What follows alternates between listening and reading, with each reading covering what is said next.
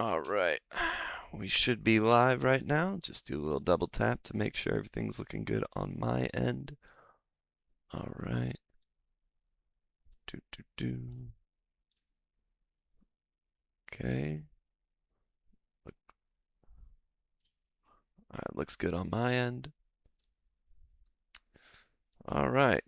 So, I'm going to start with watching another video by History with Sai, or Kai, Sai, I don't know. Last time we watched his video on the 14th dynasty, which occurs around like 725-ish BC.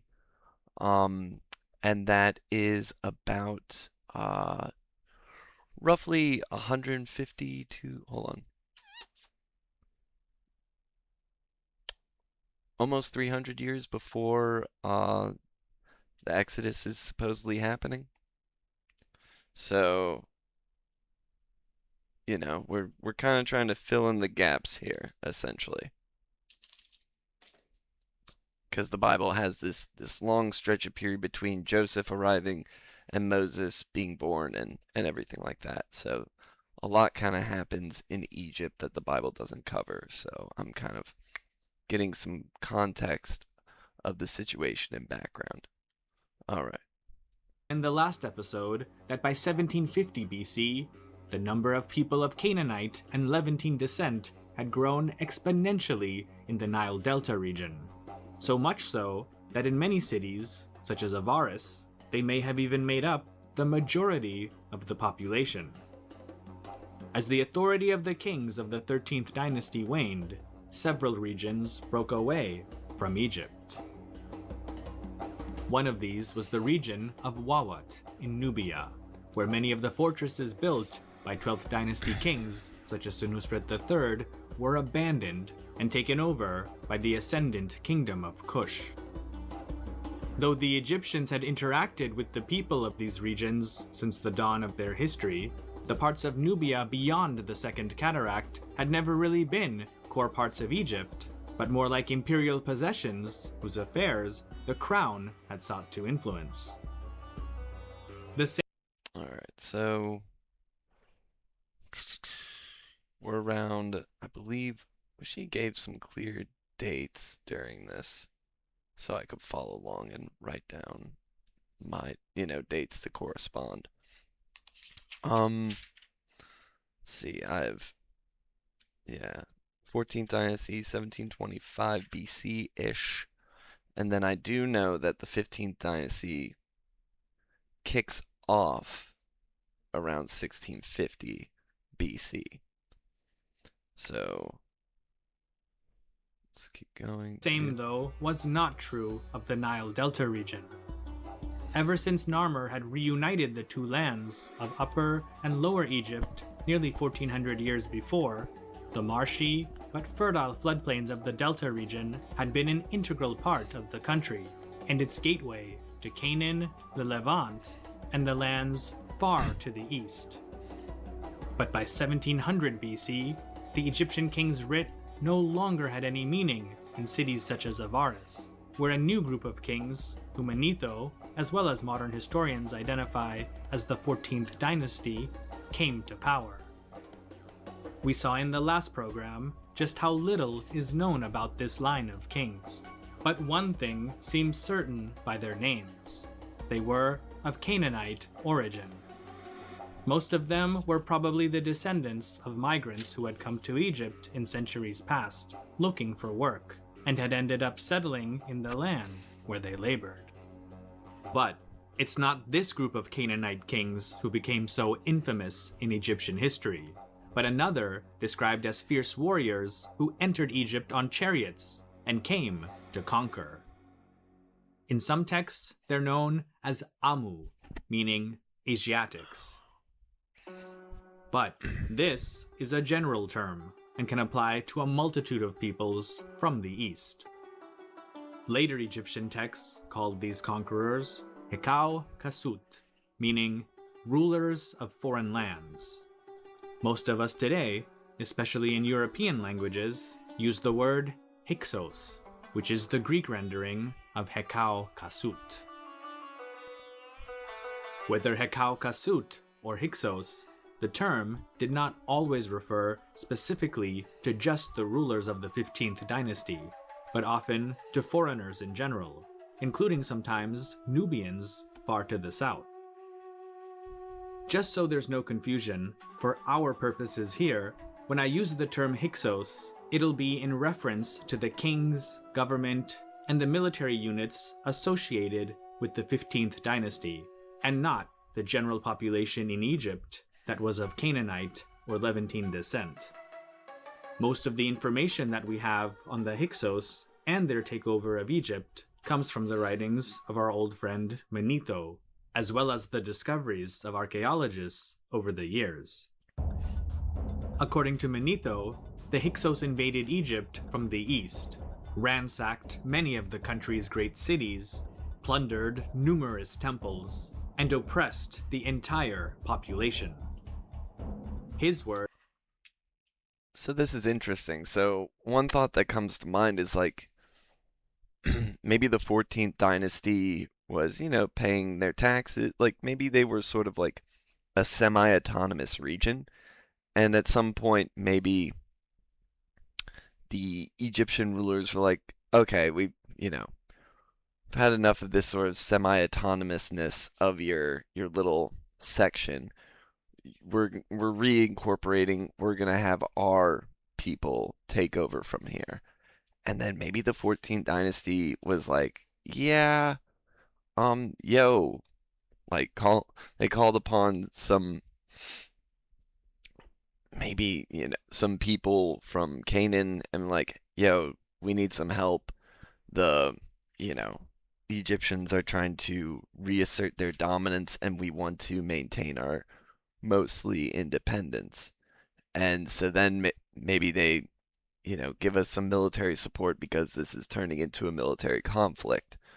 And so then these people come in and wage war and then kind of set up their own dynasty is like, all right, now we're in charge. And maybe that wasn't fully what the 14th dynasty was intending. They just wanted military support for their, to maintain their independence. And it kind of blew up and turned into more of a military conquest rather than the 14th dynasty kind of reasserting their independence, essentially. Because the 14th dynasty is, from what can be seen of, it is of Canaanite origin, and the Hyksos that come in with chariots and conquer Lower Egypt are of Canaanite origin, from what we can tell. So, it's like the two seem to be sort of kind of go together in a way. Words, which were quoted by the historian Flavius Josephus, describe the actions of the Hyksos as follows. Invaders of obscure race marched in confidence of victory against our land. By main force they easily seized it without striking a blow, and having overpowered the rulers of the land, they then burned our cities ruthlessly, razed to the ground the temples of the gods, and treated all the natives with a cruel hostility, massacring some and leading into slavery the wives and children of others.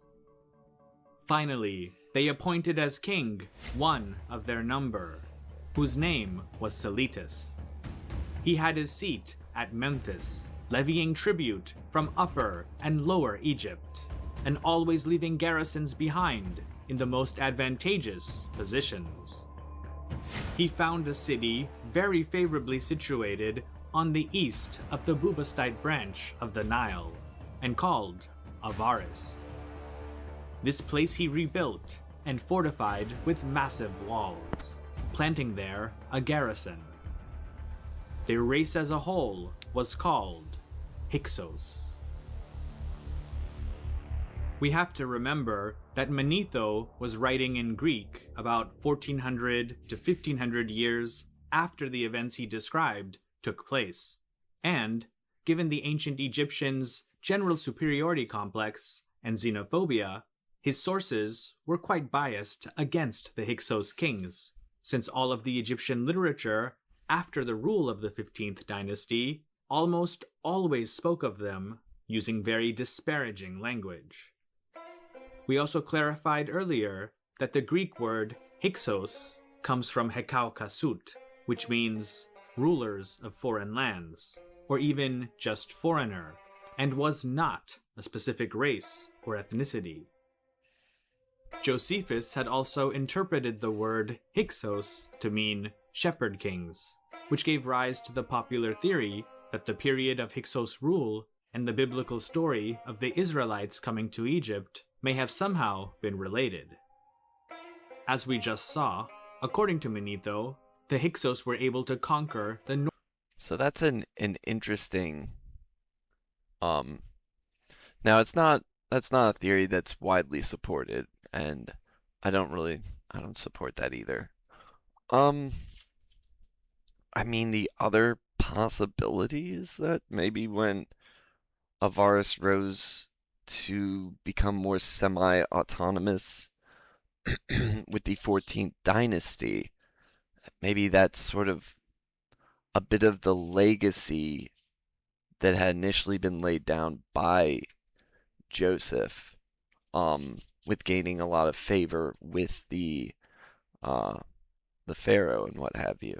So that, maybe there's something to that, and eventually, the governors that of Canaanite origin eventually rose to become pharaohs kind of had some of that political weight that had been built up over many years, starting with Joseph in Avaris, because if you remember, Avaris is in the land of Goshen, where the Israelites settle. Northern part of the country without striking a blow, which, if this were true, indicates that the rulers of the mysterious 14th dynasty that had already taken over Avaris and other parts of the Delta, if not exactly welcoming them, didn't put up much resistance. Yeah, that's my theory is very much that the governor or the 14th dynasty welcomed the invasion, essentially, for whatever reason. Archaeology seems to confirm this, since there's no real evidence of any damage to cities such as Avaris and other major population centers in the eastern Delta region during the approximate time period when the Hyksos are said to have arrived. This would seem to indicate that their so-called conquest was not as violent as we were once meant to believe. Regardless, the takeover of large parts of the country by a distinctly foreign people was a catastrophic series of events that was unrivaled in Egyptian history. While eventually the Assyrians, Persians, Macedonians, and finally the Romans would take over the country, the Hyksos invasion was the first time in Egyptian memory that such foreign invaders had succeeded. By 1600 BC, they seem to have expanded the borders of their kingdom into Middle Egypt, near the site of Beni Hassan. These, though, are just sketches of history gleaned from the relatively few historical documents that describe what exactly was going on during the Second Intermediate Period. Because of the scarcity of such sources, the political history of the 15th dynasty is difficult to piece together. Manetho writes that the dynasty had 6 kings. The badly damaged Turin canon, or simply the Turin king list, gives the same number of kings and tells us that they ruled for a total of 108 years. Even if this is true, it doesn't really tell us much, as 5 of the names on the Turin canon are absent. Only one was preserved with any certainty: the last king, Kamudi. There have been several attempts to match the names given by Manetho with archaeologically attested rulers, but this has had mixed results. Part of the reason for this is that several of the dynasties that followed the 15th smashed any monuments, temples, statues, and any traces of the Hyksos kings in an effort to all but erase the memory and humiliation of foreign rule over Egypt. So what's interesting about that is also the Bible doesn't mention anything about this at all. Nothing. The closest correlation that I can find of anything that like maybe alludes to this happening is Exodus chapter 1 verse we'll start with verse 8. Now there arose a new king over Egypt who did not know Joseph.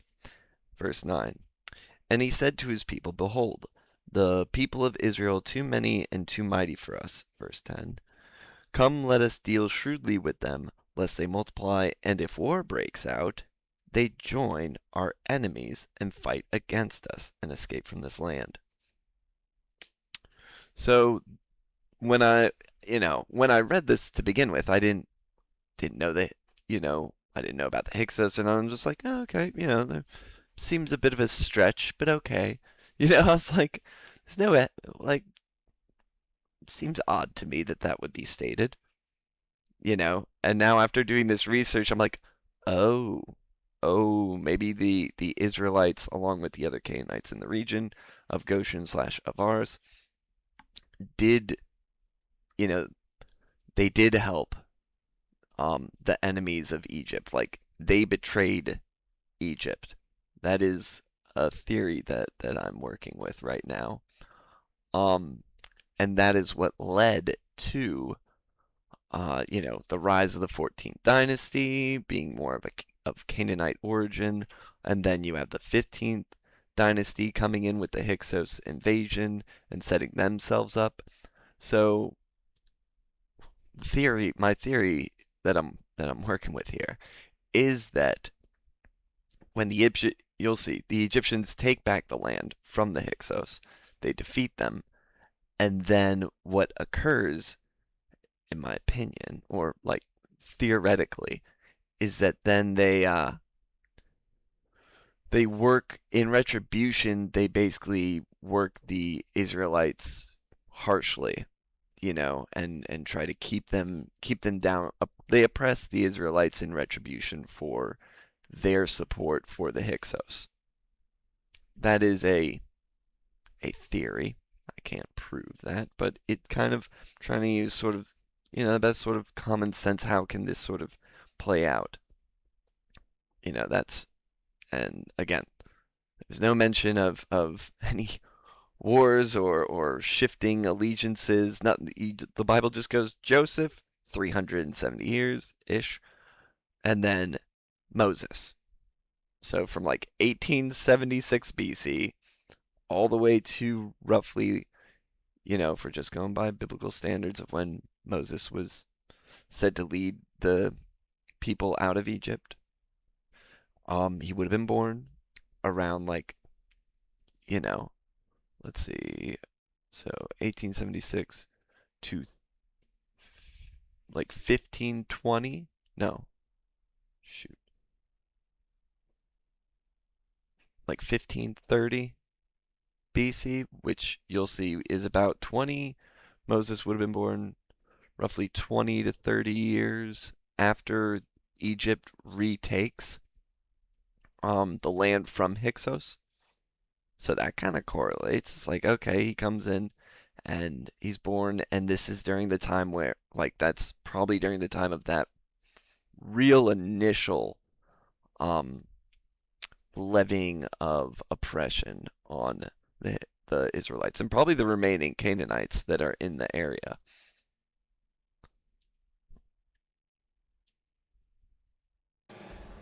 So the fact that they destroyed all these monuments and what have you just kind of goes to show the disdain that the Egyptians have for the Canaanite rulers, and also probably the people that supported them, the local populace that supported them and welcomed them in. So maybe the reason it didn't make it in the Bible is that the Israelites maybe were a bit ashamed of the fact that they betrayed the Egyptians or something like that. Maybe there's some shame there. Or they're just don't want to mention it, and maybe because maybe maybe the Egyptians drilled it into them that they would never mention it again, and maybe the Israelites agreed, hoping to find some reprieve. It's like, we'll never mention it again. You got it. You got it, boss. You got it, boss. We'll never mention it again. And maybe they kept to their word about that, you know.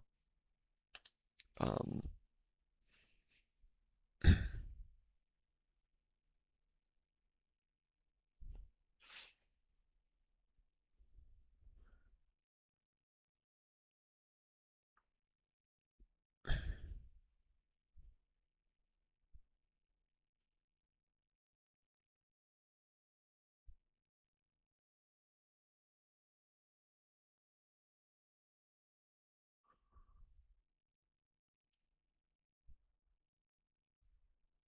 all right, let's keep rolling. The longest reigning of the Hyksos kings seems to have been Apepi, whom Manetho called Apophis. He ruled for about 40 years. The Hyksos, though, didn't control the entire country. Much of the south was still not part of their realm. The refugees and remnants of the 13th dynasty likely sought shelter in Thebes, but whether or not they actually set up shop there or simply faded into history by living the rest of their lives in exile isn't known. Manetho writes that another 16th dynasty popped up in Thebes. Like the others of the first and second intermediate periods, this one is no less confusing. Their identity is basically unknown, and it seems that each Egyptologist who's an expert on the subject has a different opinion as to who they really were. Some have said that this dynasty may have been made up of members of the old 13th dynasty who just reorganized themselves in Thebes and ruled the parts of the country not controlled by the Hyksos from there. Others have made the case that it was an independent Theban family that held much of the areas of the south while the Hyksos were consolidating their positions in the north. Then there are those who state that the 16th dynasty were vassals of the Hyksos and not really politically independent at all. In fact, they may have actually been of Canaanite origin themselves. Lately, though, the scholarly community seems to be following the work of Egyptologist Kim Ryholt and his reconstruction of the Turin canon to argue that the 16th dynasty was indeed a Theban one, but politically relatively weak. In fact, for about 20 years, there may have even been a short-lived but rival dynasty in the city of Abydos. How much power, if any, this dynasty had isn't known, and some have speculated that it may have just been a nomarch and his family using some royal iconography. But back to the 16th dynasty. Its kings were in a most unenviable position. With the Hyksos controlling Upper Egypt, and the Kushites now in possession of the Egyptian fortresses in Nubia beyond the Nile's second cataract, the city of Thebes was all but strangled from the world economically. Add to this natural disasters, famine, and constant raids from the Hyksos or their allies, and you had a city that was on the brink of collapse, let alone in control of its surroundings. It's also impressive is seems like everything's going just terrible. Terrible for the 14th the 16th dynasty. So the fact that they somehow pull this off is actually quite impressive. Like able to take back the whole of Egypt. One of the dynasty's earlier kings, Neferhotep III, claimed to have been a guide of mighty Thebes, who protected his city when it was sunk, while his successor, who went by the distinctly Theban name Mentuhotepi, proclaimed, "I am king within Thebes, this my city." Yet absent from such inscriptions are any mentions of jurisdiction in the territories outside of the city, let alone being the ruler of Upper and Lower Egypt, which is the title that a true king of Egypt would unequivocally, at least, claim to hold. And so, along with Thebes, kingship as a whole in Egypt had fallen on hard times. The opposite was the case with the Hyksos and their realm, which was Yeah, it's like this for the Egyptians to take back the land, the fact that like the you'll see the 15th dynasty is just flourishing, flourishing, flourishing. It's quite interesting. flourishing due to a better climate and trade links with all parts of the world. The population there was growing, as was immigration from the east. In Avaris, there may have been more temples dedicated to the Canaanite god Baal than to the Egyptian gods, Osiris and Amun. The local markets were inundated with objects from the Levant, Cyprus, and even parts of the Aegean.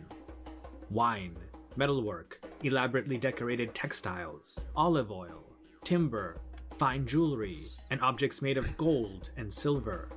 Basically anything of value, whether a commodity or a luxury good, could be found in Avaris, or in one of the other major cities of the Hyksos-controlled delta. In a show of their status and influence on the international stage, the Hyksos kings exchanged gifts with the rulers of countries quite far away. For example, the name of King Khayan has been found on stone bowls at the site of Hattusha, in what's today central Turkey. This is the city that would eventually become the capital of the great Hittite Empire. Other objects with Khayan's name have also been uncovered at the ancient. Actually, give me one schmeckend here. Just wanna do a little googly doogly here. Um,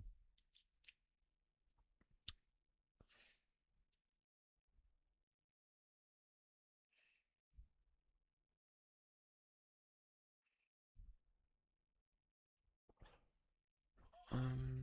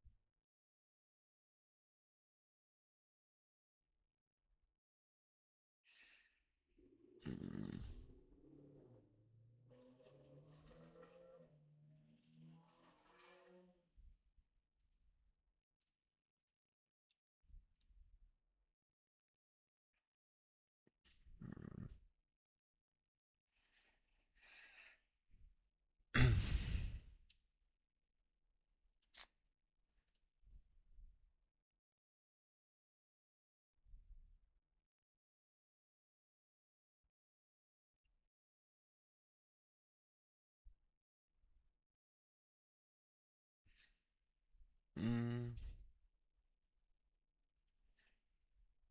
I don't know. I'm trying to get a sense of like the entire Middle East during this specific time period. Like what's happening elsewhere right now to try and understand. Um, hmm,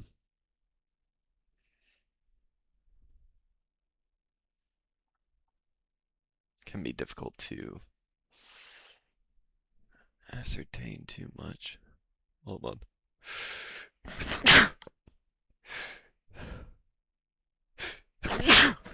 Oh, goodness. Ah, hmm.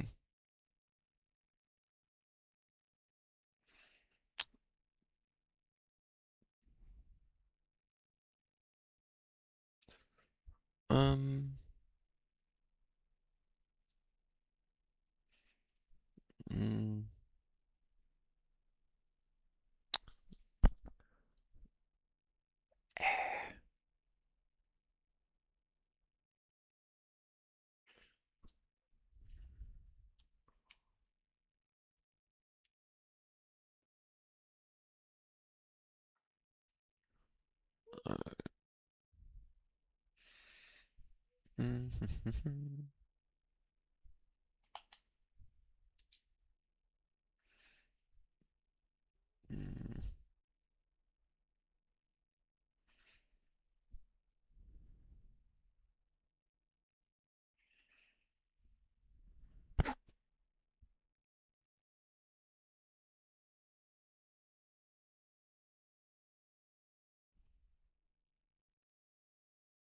Alright, let's just keep rolling. Ancient Minoan capital of Knossos on the Greek island of Crete. There are also the remains of Minoan-style paintings that once decorated the walls of a palace in Avaris. These are just two of the civilizations that we know of that were in contact with the Hyksos, and there are likely many others that we just haven't been able to confirm with archaeological evidence. Even gold from Kush ended up in Avaris via oasis routes that bypassed the section of the Nile running through Thebes. It was as if everyone was invited to the great party in Avaris, except the Thebans and the people of the surrounding areas still under the jurisdiction of the 16th dynasty. As the economic might of the Hyksos kingdom grew, so too did its territorial ambitions. In the past, the kings of the 15th dynasty were content to call themselves Hekau Kasut, as they were very proud of their foreign roots. But as the Hyksos became more established throughout Lower Egypt, their view of who they were and what they could be changed. For example, King Kian envisioned himself as more than just the ruler of Lower Egypt. He wanted to be the king of all Egypt, and added the phrase, "He who embraces the banks of the Nile," to his Horus name. His successor, Apepi, went even further, perhaps even marching up to Thebes itself, and also adding, "Pacifier of the two lands," and "Beloved of Seth, Lord of Semenu," to his many names and titles. Not only was the god Seth associated Is it just me, or is it's like, when you look at that, it's like combining, like you see the two styles coming together. Like there's something both, I don't know, it feels both Egyptian and Canaanite in its artistry when I look at it. Something about how curvy it's more, it feels more curvy than a lot of Egyptian. Like when you look at Egyptian hieroglyphs, they're more firm, not as curvaceous, you know? More straight lines, it seems. Or even like here, it's like,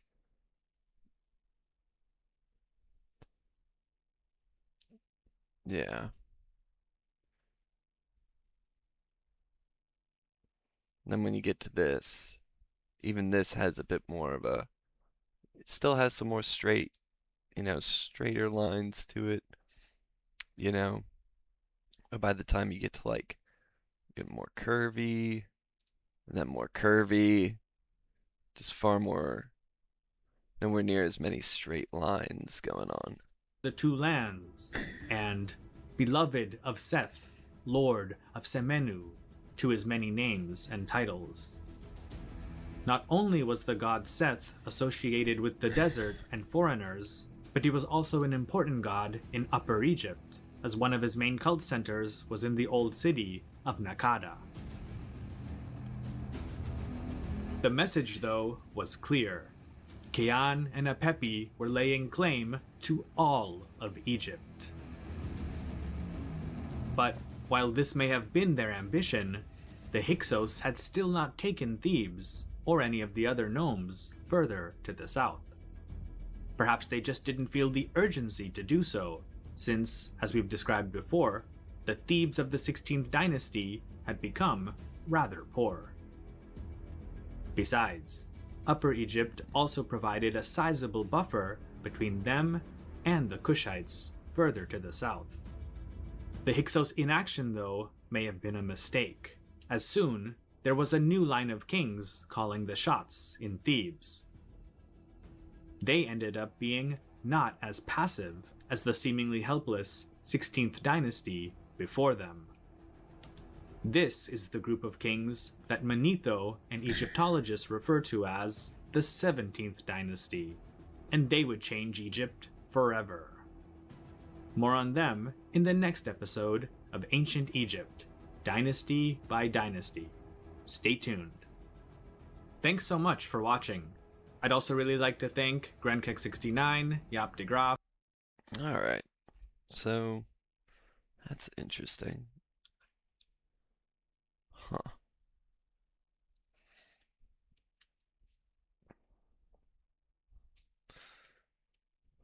I'm curious. I've seen some people talk about how they think the Hyksos brought chariots to Egypt, and that's where the Egyptians first started using chariots. I'm just going to do a little googly doogly.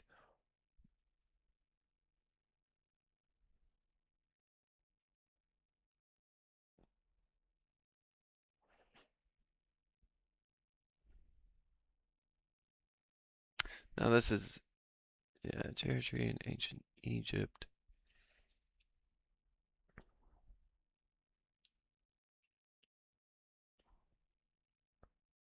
I mean, they might have used them before, or maybe not necessarily like chariot, like maybe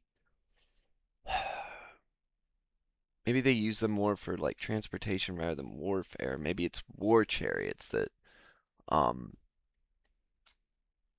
came into popular use around because you know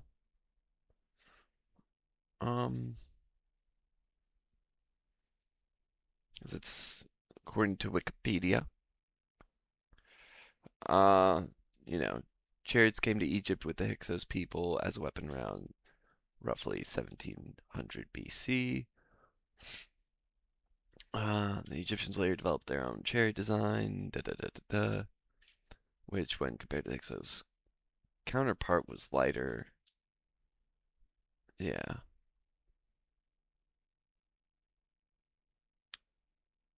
Hmm.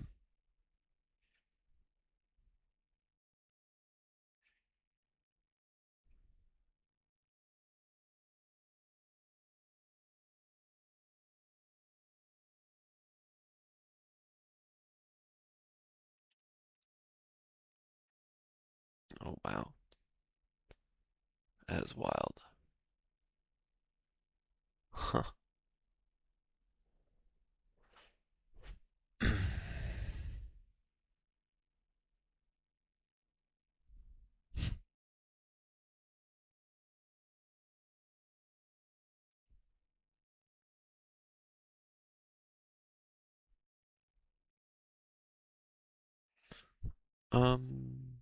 No, I don't want to see the tomb of Tutankhamun. So the reason this is interesting to me, at least, with studying, um, you know, I did Genesis, now I'm on Exodus. There's a verse in Genesis where it talks about Joseph rode in the second chariot behind Pharaoh.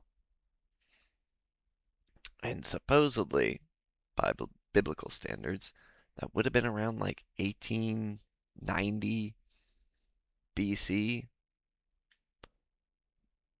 about roughly almost 200 years before what is contemporarily understood as when the Egyptians started using chariots.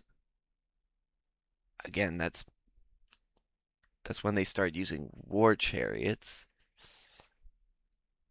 They could have had chariots beforehand, just not war chariots. So, hmm. Mm,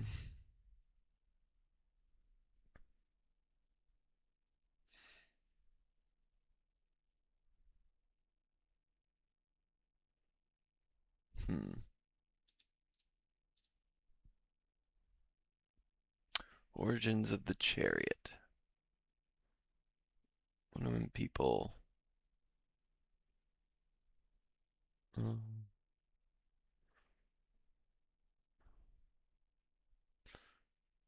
all right, the oldest testimony of chariot warfare in the ancient Near East is the Old Hittite Anita text, 18th century BC. Okay. Um, it says teams of horses rather than chariots, so it's like, well, maybe Wibby Baby. Hmm. Mm.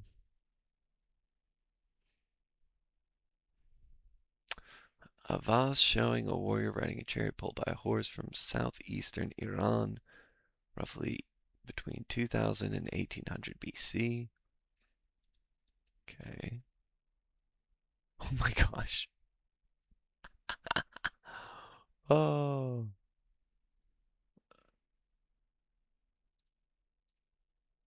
Hold on.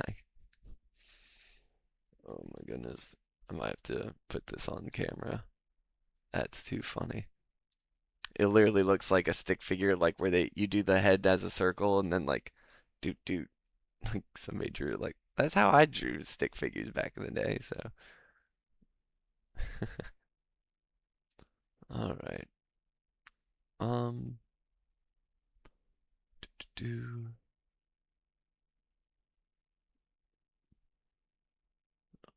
though discoveries announced in 2013 potentially placed the earliest chariot use as early as Egypt's Old Kingdom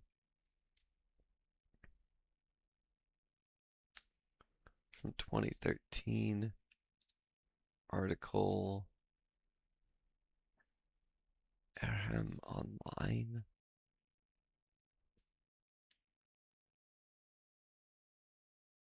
Hmm.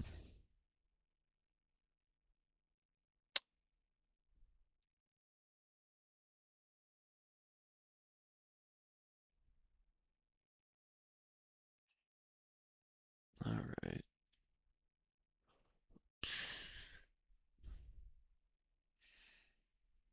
Mm-hmm.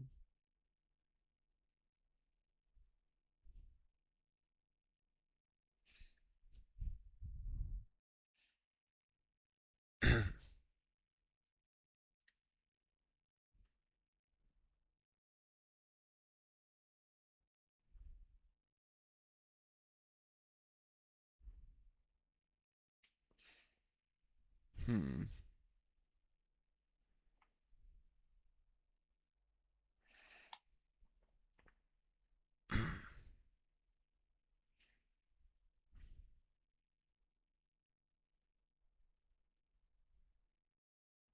The earliest depiction of the standard of Ur.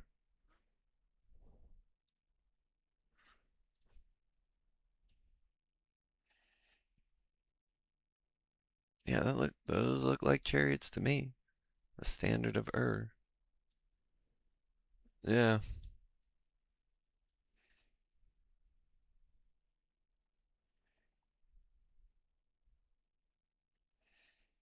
Hmm. Which that's a mess. That dates back to 2500 BC.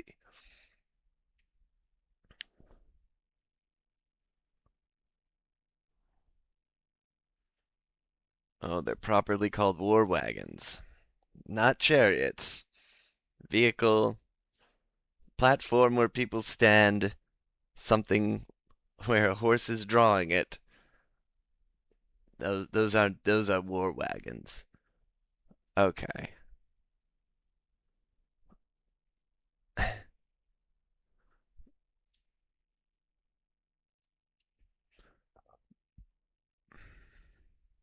Claiming it was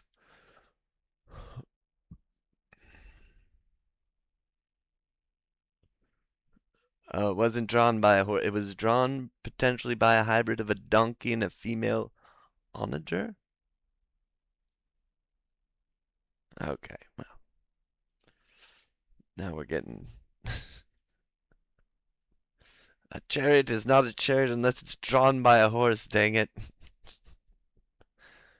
And that's where it's like, okay, chariots as a mechanism of war compared to like a chariot as a mechanism of maybe just getting around. Um, you know, I'm sure they had carts that were where you put stuff in the back and you put a horse in front, you know.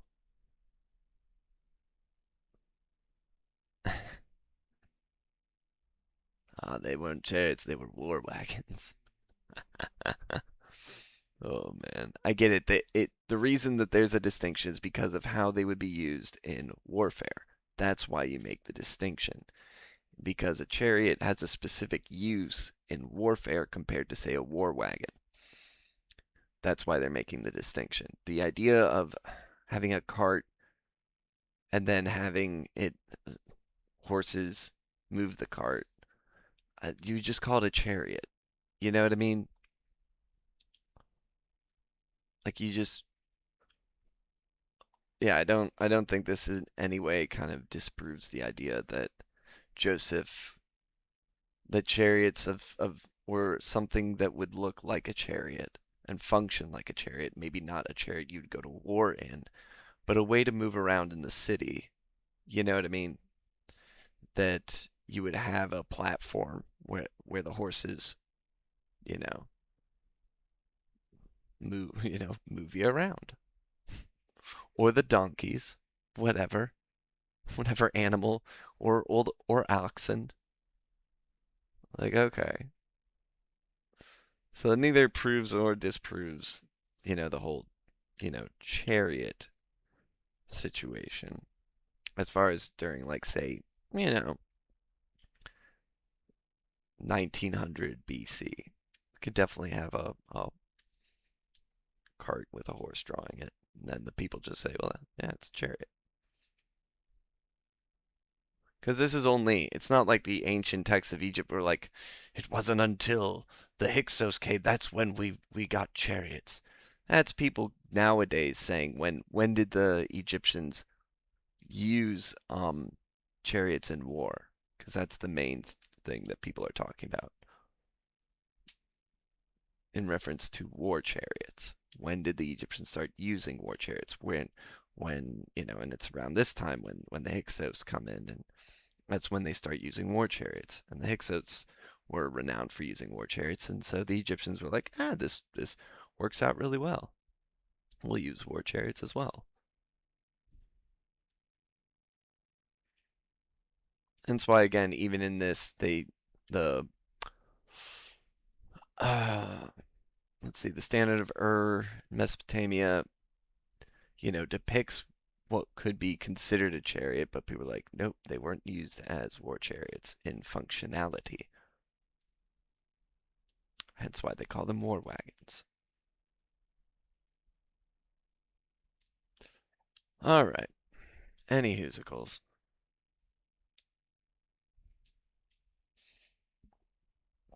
I doubt anybody back in the day would have had much of a distinction from a chariot and a war wagon. You know, heck, when we were, I don't know if this is all that applicable, but when I was in Afghanistan on my first deployment, um, apparently the Afghanis called our MRAPs, our armored vehicles, tanks. They didn't really have a word for, an up armored like vehicle with like six, tires, this big old thing armored up with a turret gunner mounted on top. They just called them tanks. Like, well, it's an armored vehicle with a way to shoot at us. It's a tank. They called tanks tanks. They called our armored vehicles tanks. So,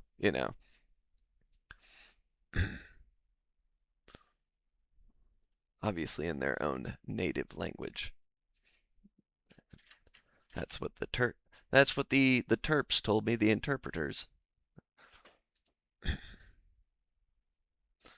All right.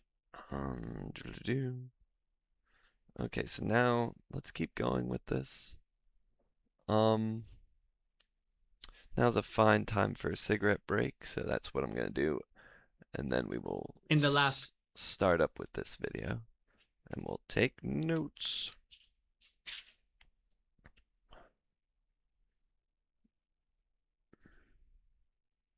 I might just follow this series all the way up until Ramesses, just to get like a general kind of understanding. Then I can sort of go, okay, I have all these notes on the dynasties, how things played out during this time period that is kind of not mentioned in the Bible, and then we can see how it courses through and into the timeline that people are arguing for the Exodus, which is roughly from like 1450, 1446 to be specific, but let's just say, sake of flexibility, mid 1400s all the way to the time of Ramesses, which is what? Is that mid 1500s? Um, Ramesses the second. Was it Ramesses the second? Is that what they're thinking? That's all the way up in like 12, 12,000, 1279 to 1213. Gosh, that's a. Or maybe it's Ramesses the first. Unlikely. Ramesses the first only ruled for 2 years. Huh. It's Ramesses the second? That's all the way up there. That's a wide spread.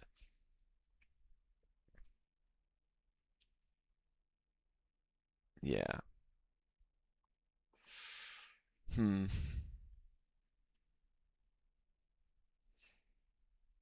Hmm.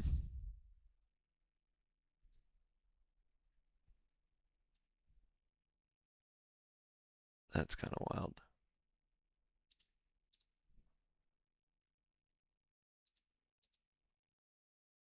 Okay. And 12. So some people are still arguing for Ramesses II. I don't see it. Nothing else lines up with it from what I can tell. Um, but that's what some people argue for.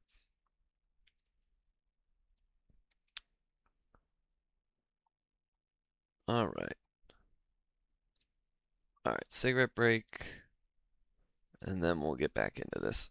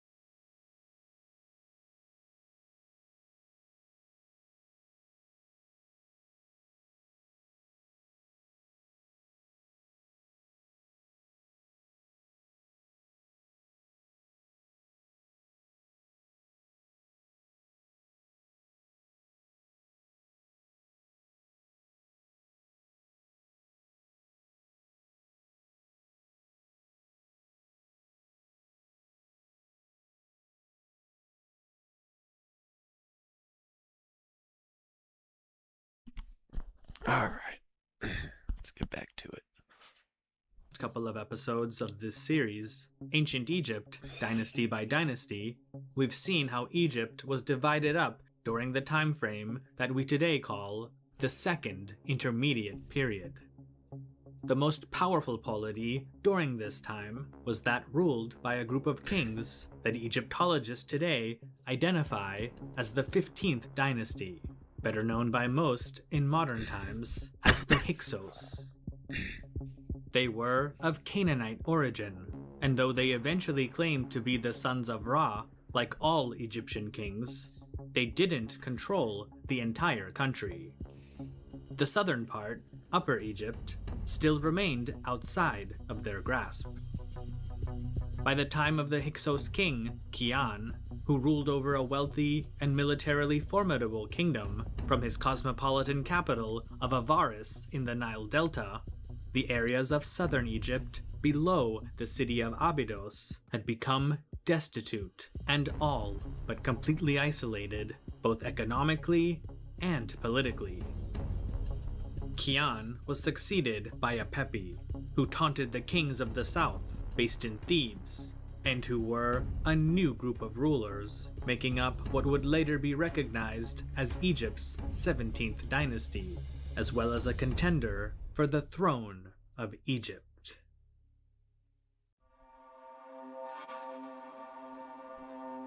While the kings of the 15th dynasty, better known as the Hyksos, were taking the northern part of Egypt to great heights not seen since the glory days of the Middle Kingdom, a new line of rulers, who historians would eventually classify as the 17th dynasty, was also gaining influence in the areas surrounding the city of Thebes. How they came to replace the preceding 16th dynasty, also based in Thebes, isn't clearly stated in any known text, but there are several hypotheses and theories as to how this may have come about. One is that the last king of the 16th dynasty may not have had an heir, and this allowed another, perhaps more influential noble house and its leaders to assume the position of the top job in Thebes. Another possibility is that there may have been a power struggle that brought about the violent overthrow of the 16th dynasty, though as of now, little, if any conclusive evidence has been uncovered to support this. Or it could have just been that Rahotep, who most Egyptologists today believe was the first king of what became the 17th dynasty, simply married a daughter from the preceding ruling house and became Thebes' ruler that way. One very plausible and somewhat popular explanation is that the Hyksos, on one of their raids in the south, defeated the last king of the 16th dynasty and ended his line, after which they either appointed a new Theban family to rule on their behalf as their vassal, or created the conditions for that family to seize power. This makes sense because it seems that the first few rulers of the 17th dynasty did not have any quarrel or open hostility towards the Hyksos kings in Avaris. Despite this, the first four rulers of the 17th dynasty held little real power in Upper Egypt, and likely had to be content with sharing what they had with other influential families and rivals for the throne of Thebes that may have popped up after the collapse of the 16th dynasty. However, by the reign of Nubkepera Intef, many of them seem to have rallied around, or were coerced, to support the now firmly established family that we today know as the 17th dynasty. One document from the city of Gebtu, just over 40 kilometers north of Thebes, outlines a ruling by Nubkepera Intef which dismisses a certain Minhotep, who was one of the bureaucrats from the temple of the god Min. The king's verdict reads, "Have him cast out from the temple of my father, Min. Have him driven out of that temple office from son to son and generation to generation, and hurled to the ground. His provisions are to be taken away, so that his name is not remembered in this temple, as is done to one like him who rebels." The reason for such a harsh verdict isn't given, but Minhotep's replacement was Min-Emhat, the mayor of Gebtu, who also just happened to have been a fervent supporter of Nubkepera Intef.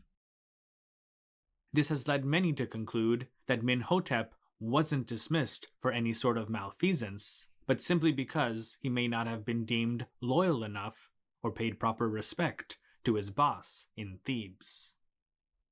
The kings of the 17th dynasty were buried at a place that's today known as Dra Abu el Naga, near the entrance of what would later become the Valley of the Kings, where most pharaohs of the New Kingdom era were laid to rest. While there's no indication that the kings of the 17th dynasty and the Hyksos were in any way friends, there also doesn't seem to have been much hostility between them either, at least at the beginning. In fact, the Nubians and their allies to the south of Thebes were the greater threat. According to an autobiography found in the tomb of a 17th dynasty governor from El Kab named Sobeknacht, Nubians had ransacked and plundered many of the villages along Egypt's southern frontier. Though they were eventually pushed back to beyond the Nile's first cataract, it's recorded that the Egyptians suffered many losses. Tensions between the Thebans and the Hyksos flared up during the reign of Sekenenre Tao, whose time on the Theban throne most Egyptologists date to between 1558 to 1554 BC. We don't know exactly what the initial conflict was about, but a piece of Egyptian literature called The Quarrel of Apepe and Sekenenre, written a few centuries later during Egypt's 19th dynasty, presents at least one rather bizarre reason. Hippos. It came to pass that the land of Egypt was in misery, and there was no lord functioning as a proper king of the time. It happened that King Sekenenre was ruler of the southern city, and misery was in the city of the Asiatics, while Prince Apepe was in Avaris, and the entire land paid tribute to him, delivering their taxes in full, as well as bringing all good produce of Egypt. Now, as for King Apepe, it was his wish to send an inflammatory message to King Sekenenre, Prince of the southern city. And many days after this, King Apepe had the high officials of his palace summoned, and he proposed to them that a messenger should be sent to the Prince of the southern city with a complaint concerning the river, but he was unable to compose it himself. Thereupon his scribes and wise men and high officials said, "O sovereign, our lord, demand that there be a withdrawal from the lagoon of Hippopotami, which is in the east of the city, because they don't let sleep come to us, either in the daytime or at night, for the noise of them is in our ears." And King Apepe answered them, saying, "I shall send a messenger to the prince of the southern city, that we may assess the power of the god who is with him as protector.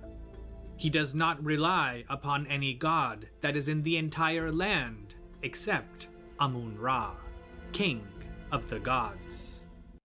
It's a very strange interaction here. What? Demand that there be a withdrawal from the lagoon of Hippopotami, which is in the east of the city, because they don't let sleep come to us either in the daytime or at night. For the noise of them is in our ears. Are hippopotami are they loud? Are they loud creatures? I don't know. It's a very strange.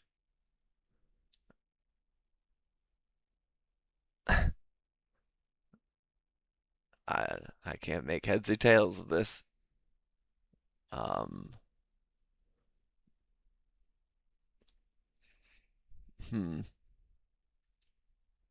Maybe this is some kind of,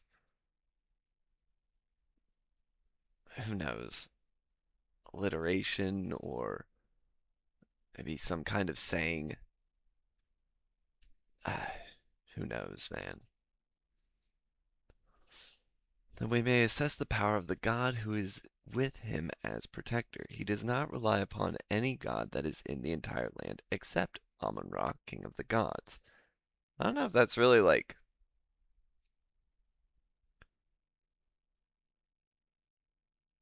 it seems like if there's a god to rely upon, it would, why care about the other god? Go straight to the king of the gods, you know? It makes sense to me. Sounds like this prince of the southern city has his priorities straight on which god should be, you know, who he should be in good graces with. On any god that is in the entire land except Amun-Ra, king of the gods. The rest of the text tells us that upon receiving the Hyksos messenger, Seqenenre deliberated with his advisors as to what his response should be. And just as we're about to learn what happens next, the text is cut off, lost for eternity. That is, until a copy of the complete text can be found. Though we can't prove or disprove the veracity of the story, most Egyptologists would agree that the quarrel of Apepe and Seqenenre is not a historical document, but a work of fiction. Whether due to hippos, high taxes, Egyptian nationalism, or something else, Seqenenre Tao went to war with his northern neighbor. He first established a forward operating base across the river from Gebtu at a site that today is known as Deir el-Balas. Both fortress and palace for the royal family, the complex he constructed there sat atop a hill with commanding views of the entire Nile Valley, the perfect place from which to defend positions further south. From his new command center, Seqenenre Tao launched waves of attacks against Hyksos positions further north, apparently leading his men from the front and engaging his enemies in hand-to-hand combat. But in the end, he was killed, perhaps from a blow from behind while on his chariot, or executed as a prisoner by an axe to his forehead or a dagger to his neck. Forensic experts examining his mummified remains have differing opinions of exactly how he died. X-rays of his mummy also show that the normal practice of removing the brain in preparation for mummification was not carried out, and that the subsequent embalming procedures were poorly done. Dang, he got jacked up. Shoot. Indicating that the whole process had been rushed. One explanation for this is that the Hyksos were in hot pursuit of the retreating Theban army, and so a formal burial with all of the appropriate rites and rituals may not have been possible. The next in line for the throne of Thebes was Seqenenre's son, Kamose, sometimes also pronounced Kamose. There was a heavy burden on his head, to say the least. If there had been a détente between the Hyksos and the Thebans before, it was now over. With the brutal death of Seqenenre Tao, the Thebans had passed the point of no return. There could be no peace with the Asiatic enemy. There was also the very real possibility that if Apepi and the Hyksos overran Thebes and the rest of Upper Egypt, then for the first time in the country's recorded history, Egypt might be ruled in its entirety by non-Egyptians. This, to a proud man such as Kamose, was unacceptable. Much of what we know about Kamose's fight against the Hyksos and his efforts to take Middle and Lower Egypt comes from two monuments which were found within the Great Temple complex at Karnak. One stela tells us how a distressed Kamose was sitting with his court officials to discuss their next course of action against the enemy to the north.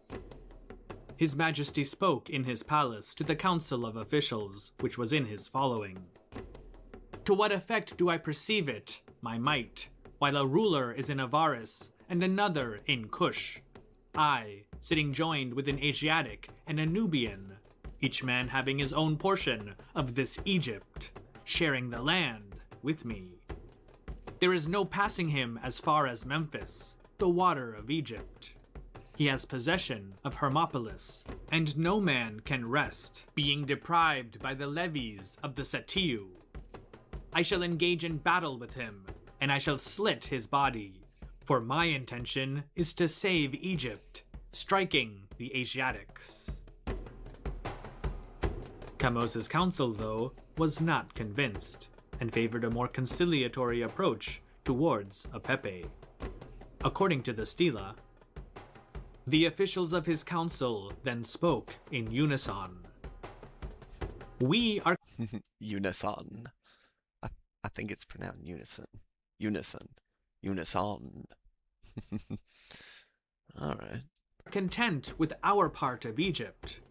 Elephantine is firmly in our control, and the middle section is with us as far as Kusai. The finest of the fields are plowed for us, and our cattle graze in the delta. Emmer is sent for our swine. Our cattle are not taken away. Apepi possesses the land of the Asiatics, but we possess Egypt. Should one who acts against us come, then we shall act against him. But Kamos neglected their advice. These were councilmen, who, though they might have been loyal to him, were not warriors. They didn't seek glory, and were not concerned about Egypt's honor, but rather only about having enough stability to preserve their estates and lofty government titles. Kamos vowed that he would venture north and rid Egypt of its Hyksos occupiers. The Stela tells us that he told his advisors the following. Dividing the land is not tolerable for me. I shall sail northwards to do battle with the Asiatics, and success will come to pass, and the entire land will say, the ruler within Thebes, Kamos the Valiant, is the protector of Egypt. But before this could happen, he had to solidify his border with Nubia to prevent future raids into southern Egypt. And so, during his second year on the throne, Kamos led an army into Nubia and the land of Wawat, which he was able to take without much resistance. His men easily took the old Middle Kingdom fortress of Buhin, many of whose defenders were of Egyptian origin and were willing to immediately defect to a ruler who was one of their own. Kamos then appointed Teti, one of his most trusted men, as the viceroy to administrate the newly acquired areas of Nubia on his behalf. With Nubia pacified, at least for now, Kamos turned his gaze north to take on the Hyksos. His Stela tells us how his men raided towns loyal to the 15th dynasty, including one known as Neferusi, whose population he claims to have devastated. By the command of Amun, astute of counsel, I sailed north to my victory to drive back the Asiatics, my courageous army in front of me like a flame of fire, with the bowmen of the Magi upland of our encampment, ready to seek out the Asiatics and destroy their dwellings. The eastern desert lands and the western desert lands provided with their fat, and my army being supplied with produce from their dwellings. I sent a mighty patrol of Magi to confront Teti, son of Pepi, within Neferusi without letting him flee, and I confined the Asiatics who were defying Egypt, for he had made Neferusi a nest for the Asiatics. It was with my heart at ease that I spent the night in my boat. When dawn came, I was upon him as if I were a falcon, and when the time of midday meal had come, I had driven him back and had destroyed his walls and slain his people. I had his women go down to the shore. As lions are with their prey, so was my army with their servants, cattle, milk, fat, and honey. In dividing up their property, their hearts were joyful. The region of Neferusi was in retreat. During the campaign, Kamos's men intercepted a letter from Apepe that was meant for the king of Kush. He proposed that they become allies against Kamos, and that upon their victory, divide the conquered territories of Upper Egypt amongst themselves. Another stela of Kamos tells us the following. For it was on the upland way of the oasis that I captured his messenger going south to Cush with a written letter. I found on it, saying in writing, From the ruler of Avaris, son of Ra, Apepe. Greetings to the son of the ruler of Cush. Why have you arisen as ruler without letting me know? Do you see what Egypt has done against me? The ruler who is in it, Kamos the Valiant. Kamos the Valiant. He might have added that when he's like when he's recounting the message. He doesn't say Kamos, like Kamos attacks me. He goes Kamos the Valiant. The Valiant. Let us remember. I'm Kamos the Valiant. Given life, attacks me on my soil, although I have not attacked him in the manner of all he has done against you. For he chooses the two lands to afflict them, my land and yours, and he has devastated them. Come northward, do not flinch, for he is here with me, and there is no one who can stand up to you in this part of Egypt.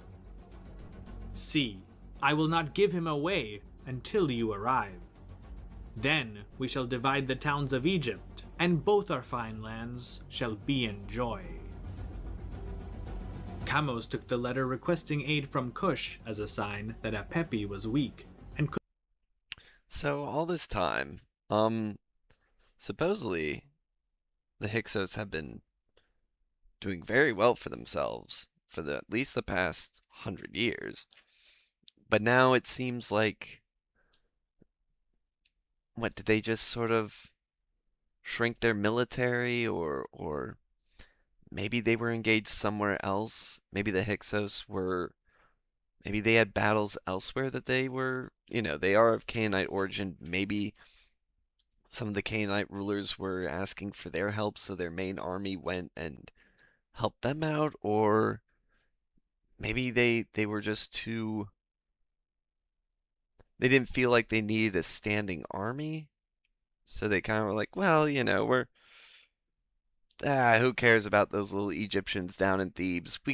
There's no way, there's no way they can rise up. And they also got the Nubians in the south harassing them. Like, there's no way. Maybe it was overconfidence, you know, that led to the Hyksos seemingly being outfought and outmaneuvered, because it, you know, doesn't seem like the Egyptians are running into too many issues here. Couldn't defend his own territory without help. And so, the stela tells us, the king of Thebes marched further north and reached the outskirts of Avaris, where he claims to have drunk the wine from Pepi's own vineyards, carried off his women to his boats, and plundered Hyksos storehouses filled with gold, silver, lapis lazuli, and the like. We have to remember, though, that these are Kamos' accounts written on monuments to commemorate and record his victories against a hated enemy. And so naturally, there's some bias. But even so, his stories on each stela give us a good idea of the armed conflict between the two dynasties, as well as Kamos' efforts to seize Middle and Lower Egypt from the Hyksos. Though he may have devastated large parts of the delta, Kamos could not take Avaris, and eventually he and his men marched back to Thebes to celebrate their great victories over Apepi. They would rest. Alright, so they were, so it looks like for now the Hyksos were able to at least stall their ultimate victory. So it doesn't, it's not like they, completely lost. Who knows? This is very interesting. Let's see.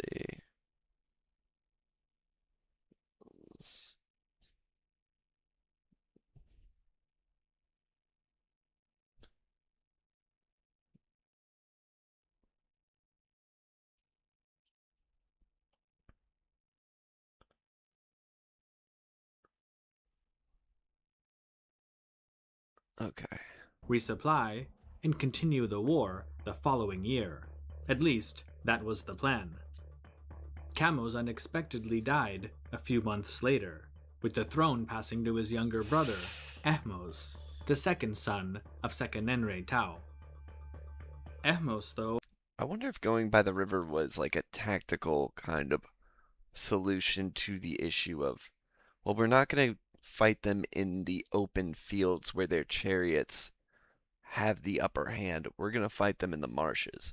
We're going to fight them near the water, where we have more experience and we have better tactics.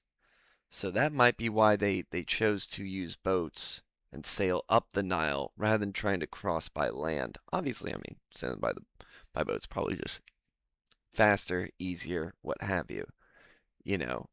And potentially the Egyptians that are still in the land probably rose up as well, you know, and probably they gained numbers as they went. And, you know, because most likely, you know, the population of the area as a whole would have been probably more loyal to Egypt and culturally far more Egyptian with, you know, many generations going back. That's, you know, so I could see how now that the Egyptians are turning the tide that maybe the local populace is now rising up to join Egypt in their ability to take over the land. was too young at the time to assume his duties as king, and so his mother ruled as regent until he came of age. That would still take about 10 years, during which the two sides, the 15th dynasty of Avaris and the 17th dynasty of Thebes, would fight to what basically amounted to a stalemate. Though at the time a boy, Ehmos would go on to become one of Egypt's greatest and most celebrated kings, and usher in a new golden age and arguably the most famous period of Egyptian history, the era of the New Kingdom. That and so much more will be in the next episode of Ancient Egypt, Dynasty by Dynasty. Stay tuned. Thanks so much. All right. Cool beans, cool beans. Let's keep it rolling.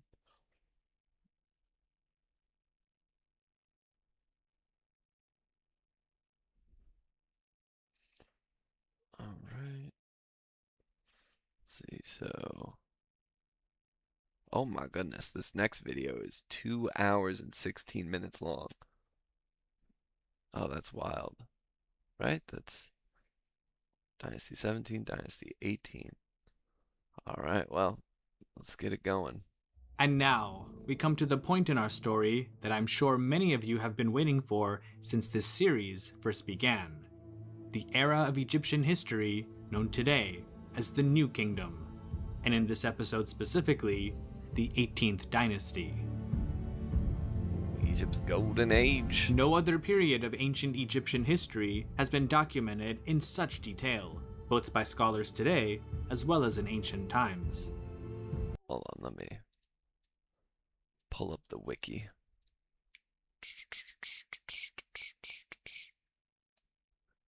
'18th Dynasty.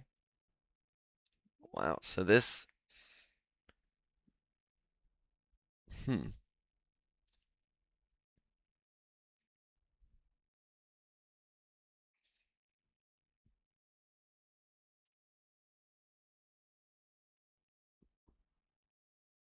Interesting, interesting.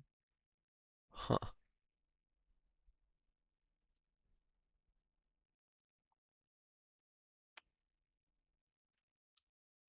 So the 18th dynasty? Okay, so the 18th dynasty does not include Ramesses. Interesting. Okay. From what I'm looking at here.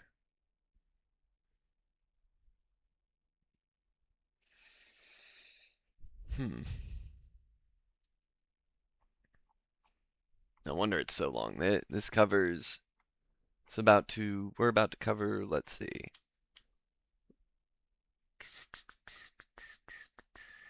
like 260 years of history. Supposedly it's the most well-known dynasty. So fare thee well, my lady Faye.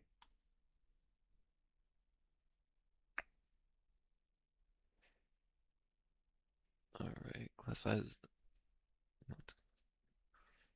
um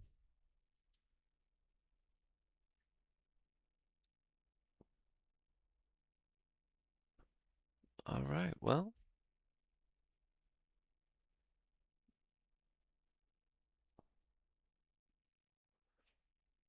let's get rolling. While I won't be able to cover every topic of interest, I'll do my best to give you a synopsis of some of the key political events, as well as highlights of the lives of the most influential personalities who helped to shape this exciting era in ancient Egyptian history. So without further ado, let's get right into it. The 18th dynasty of ancient Egypt.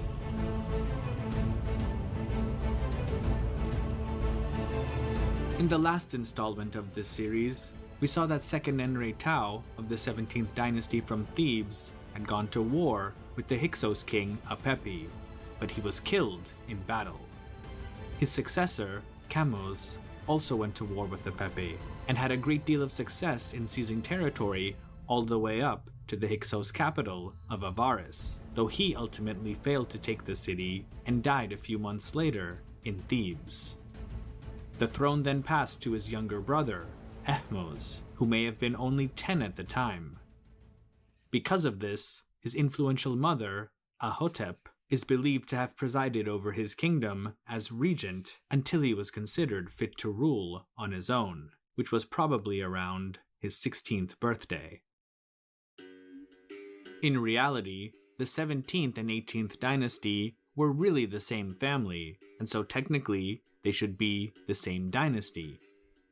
Manetho, though, often separated groups of Egyptian kings into different dynasties with a logic that doesn't always align with our modern definition of the word. For Manetho, the start of a new dynasty of kings did not necessarily have to be due to one royal house replacing another, but could occur when a new phase of Egyptian history started, as we'll soon see was the case with Ahmose. One of the best contemporary military sources with regard to the reigns of the early 18th dynasty kings is the autobiography of Ahmose, son of Ibana, not to be confused with the king Ahmose. A loyal soldier to the new king, Ahmose, son of Ibana, outlines in an inscription on the walls of his tomb his role in the conquest of the Hyksos capital of Avaris and its aftermath. He states, I followed the sovereign on foot when he rode about on his... Oh, wow. I followed the sovereign. I inhaled too much dust from the desert during this time. chariot. When the town of Avaris was besieged, I fought bravely on foot in His Majesty's presence. Thereupon I was appointed to the ship Rising in Memphis. Then there was fighting on the water in Piedku of Avaris. I made a seizure and carried off a hand.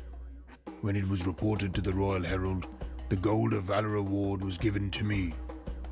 Then they fought again in this place. I again made a seizure there and carried off a hand.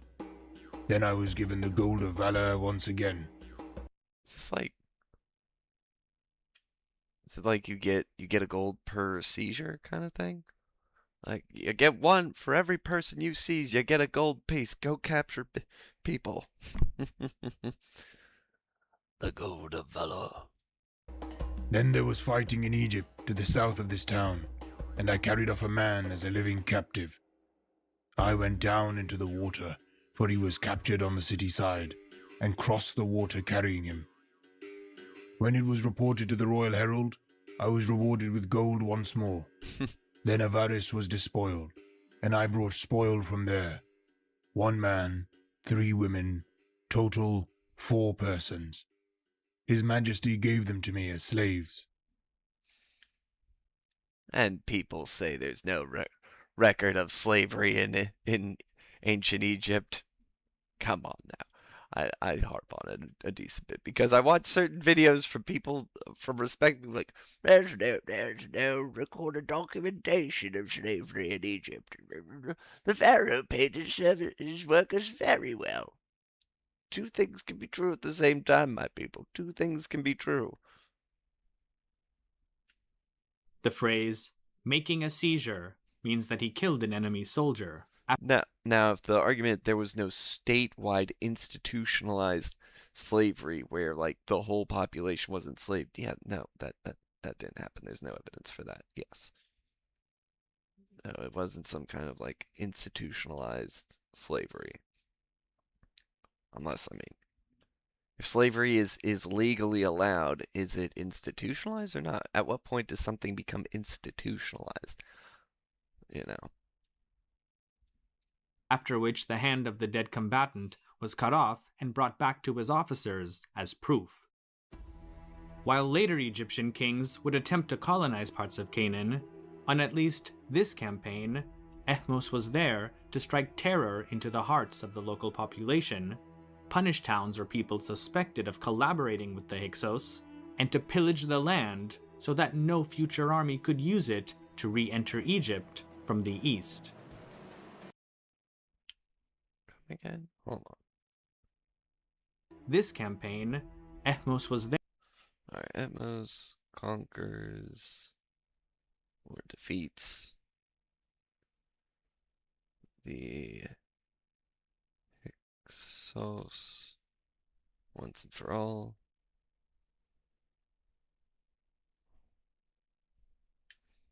There to strike terror into the hearts of the local population, punish towns or people suspected of collaborating with the Hyksos, and to pillage the land so that no future army could use it to re-enter Egypt from the east. The expulsion of the Hyksos and the reunification of Egypt ushered in a glorious period that we call the New Kingdom, which, at least according to the most popular chronology used today, started around 1550 BC. A quick note with regard to the dates used in this program and throughout this series.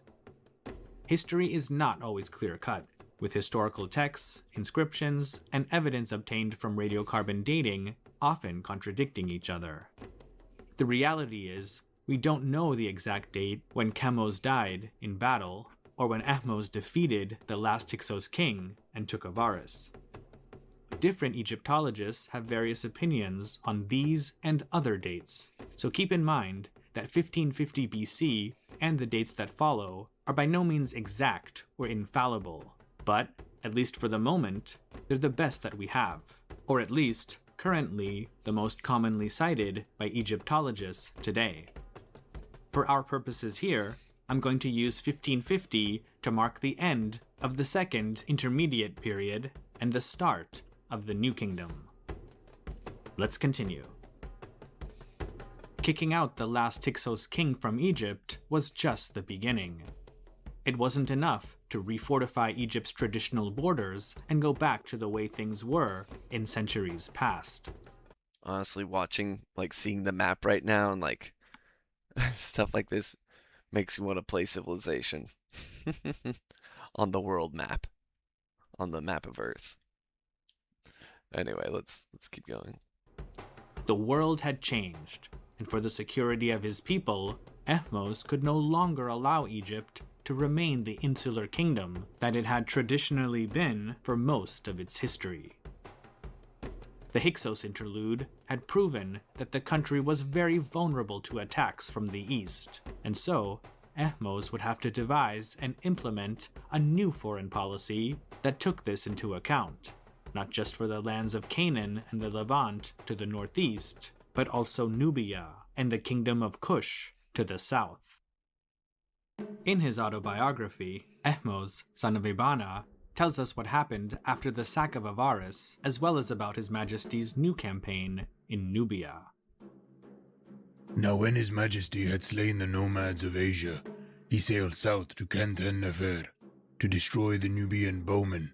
His Majesty... It's interesting that it says nomads of Asia. that is significant because, you know, um, there's plenty of people living in Canaan who are more sedentary. They wouldn't be considered nomads. Nomadic peoples, to be frank, are peoples who would live more of a like herding lifestyle, shepherding lifestyle. He made a great slaughter among them, and I brought spoil from there, 2 living men and 3 hands. Then I was rewarded with gold once again, and 2 female slaves were given to me. His Majesty journeyed north, his heart rejoicing in valor and victory. He had conquered southerners, northerners. Controlling Nubia was important for 2 reasons. One was for Egyptian security, as during the Second Intermediate Period, Nubian raids into southern Egypt were common and quite destructive. The other was for gold. Nubia's best mines were south of the Second Cataract, and controlling them ensured access to a continued supply of wealth that would be crucial to fund the expansion of Egypt's budding empire. Using the great fortress of Buhin as a base, Ehmos pushed further south to the island of Shat, which was halfway between the Second and Third Cataracts and smack into the heart of Gold Country. Here, he built a sandstone fortress with walls 15 feet thick and commanding views of the surrounding countryside to help solidify his hold on the region. With Egypt's independence now secure and its borders expanded, Ehmos turned some of his focus to domestic issues. During his reign, a great natural disaster occurred in the form of an unusually violent rainstorm, which is recorded on a monument known as the Tempest Stela. Though badly damaged, some of the text that is still legible tells us the following about this cataclysmic event and Ehmos' response to it. The gods made the sky come with a tempest of rain. It caused darkness in the western region. The sky was unleashed on the mountains more than the turbulence of the cataract which is at Elephantine. His Majesty set about to strengthen the 2 lands, to cause the water to evacuate, to provide them with silver, with gold, with copper, with oil, with clothing, with all the products they desired. After which His Majesty rested in the palace, life, health, strength. It was then that His Majesty was informed that the funerary concessions had been invaded by the water, that the sepulchral chambers had been damaged, that the structures of funerary enclosures had been undermined, that the pyramids had collapsed. All that had existed had been annihilated. His Majesty then ordered the repair of the chapels, which had fallen in ruins in all the country, restoration of the monuments of the gods, the re-erection of their precincts, the replacement of the sacred objects in the room of appearances, the augmentation of the revenues of the personnel, the restoration of the country to its former state. They carried out everything, as the king had ordered it. One aspect of the 18th dynasty. Alright, give me one schmeckend. Just do a little reading on the side here.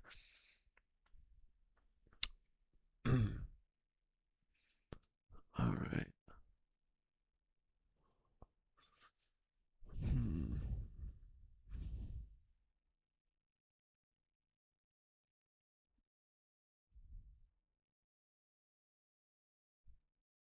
Hmm.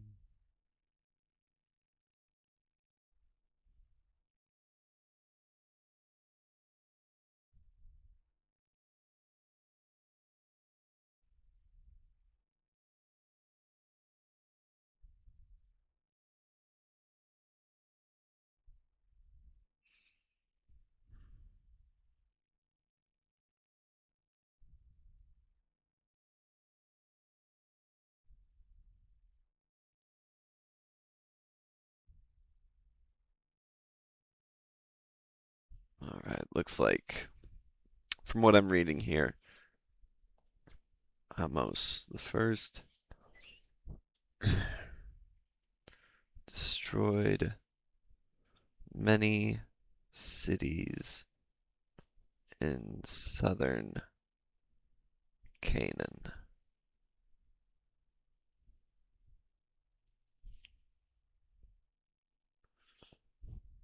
Which makes me think that that's probably assumedly where the initial Hyksos came from.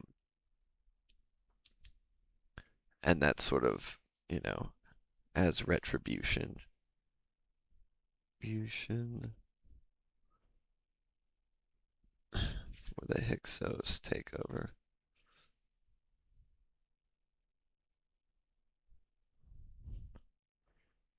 Okay.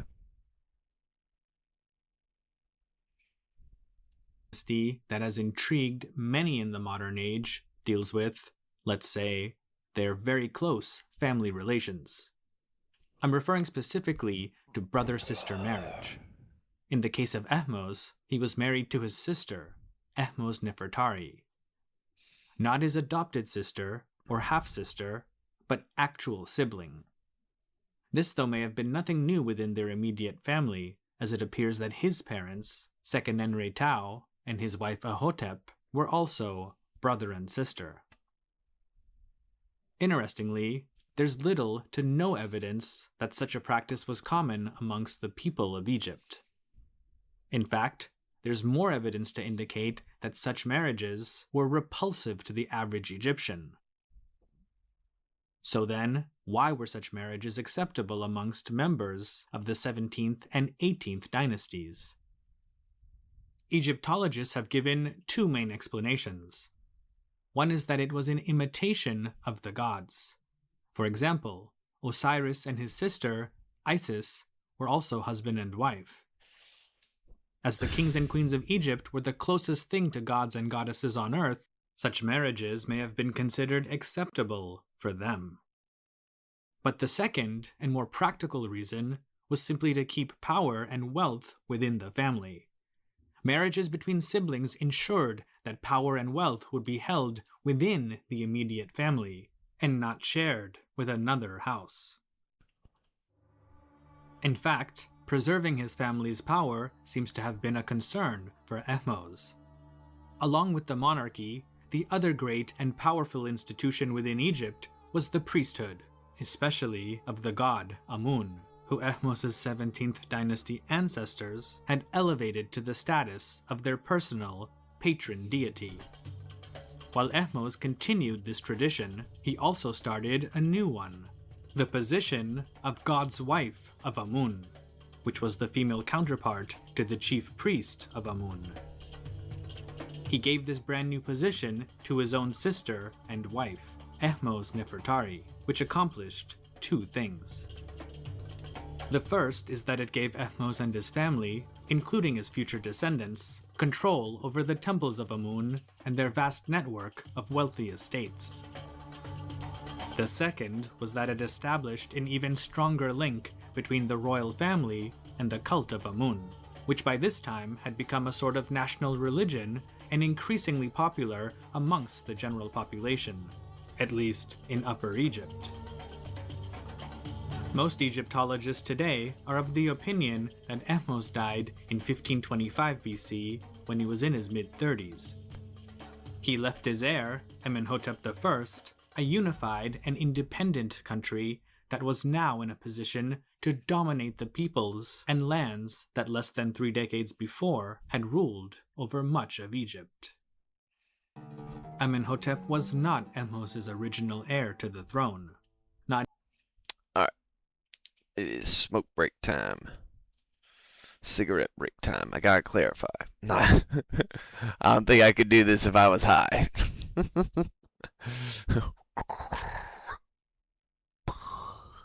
I'd be all over the place. I would not be able to focus. Oh my goodness.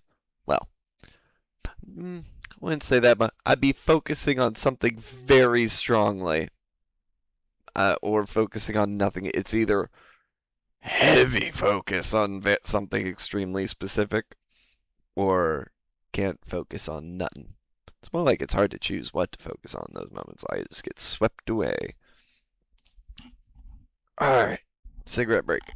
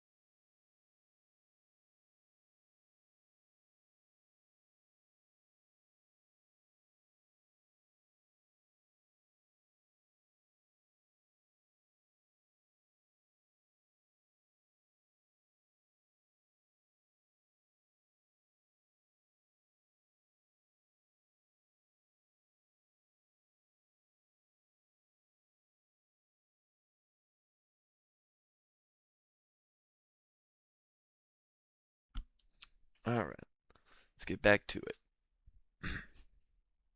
Not even his second choice. Amenhotep had 2 elder brothers, but both died before their father.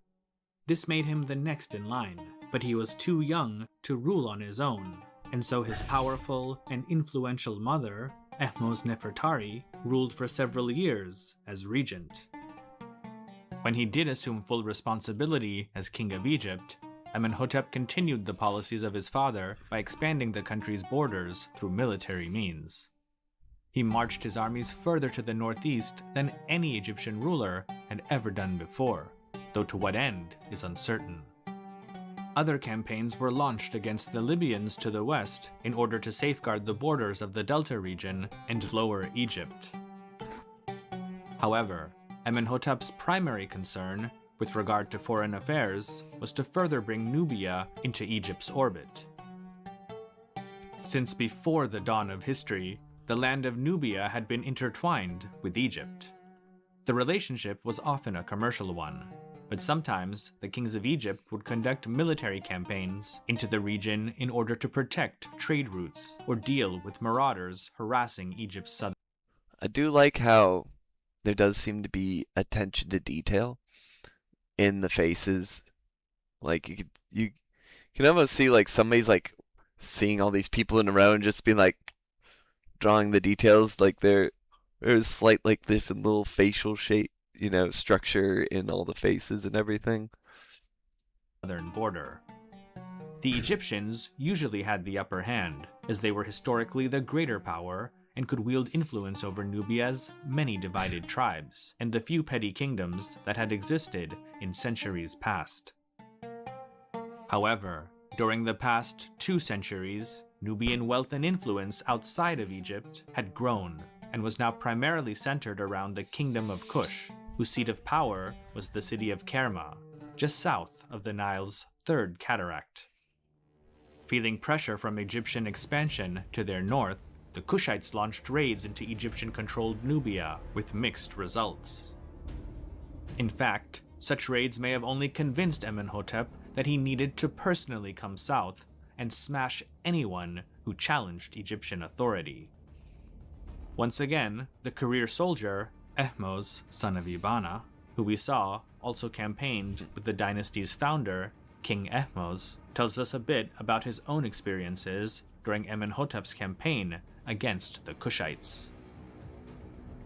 Then I conveyed to King Amenhotep the Justified when he sailed south to Kush to enlarge the borders of Egypt. His Majesty smote the Nubian bowmen in the midst of his army. They were carried off in fetters, none missing, the fleeing destroyed as if they had never been. Now I was in the van of our troops, and I fought really well. His Majesty saw my valor. I carried off 2 hands and presented them to His Majesty. Then his people and his cattle were pursued, and I carried off a living captive and presented him to His Majesty.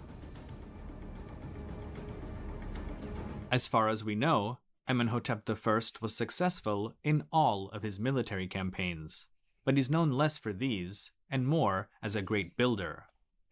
Administrative documents from the time record the reopening and renovation of quarries and mines all over Egypt, Nubia, and the Sinai, several of which hadn't been in use since the days of the Middle Kingdom over 250 years prior.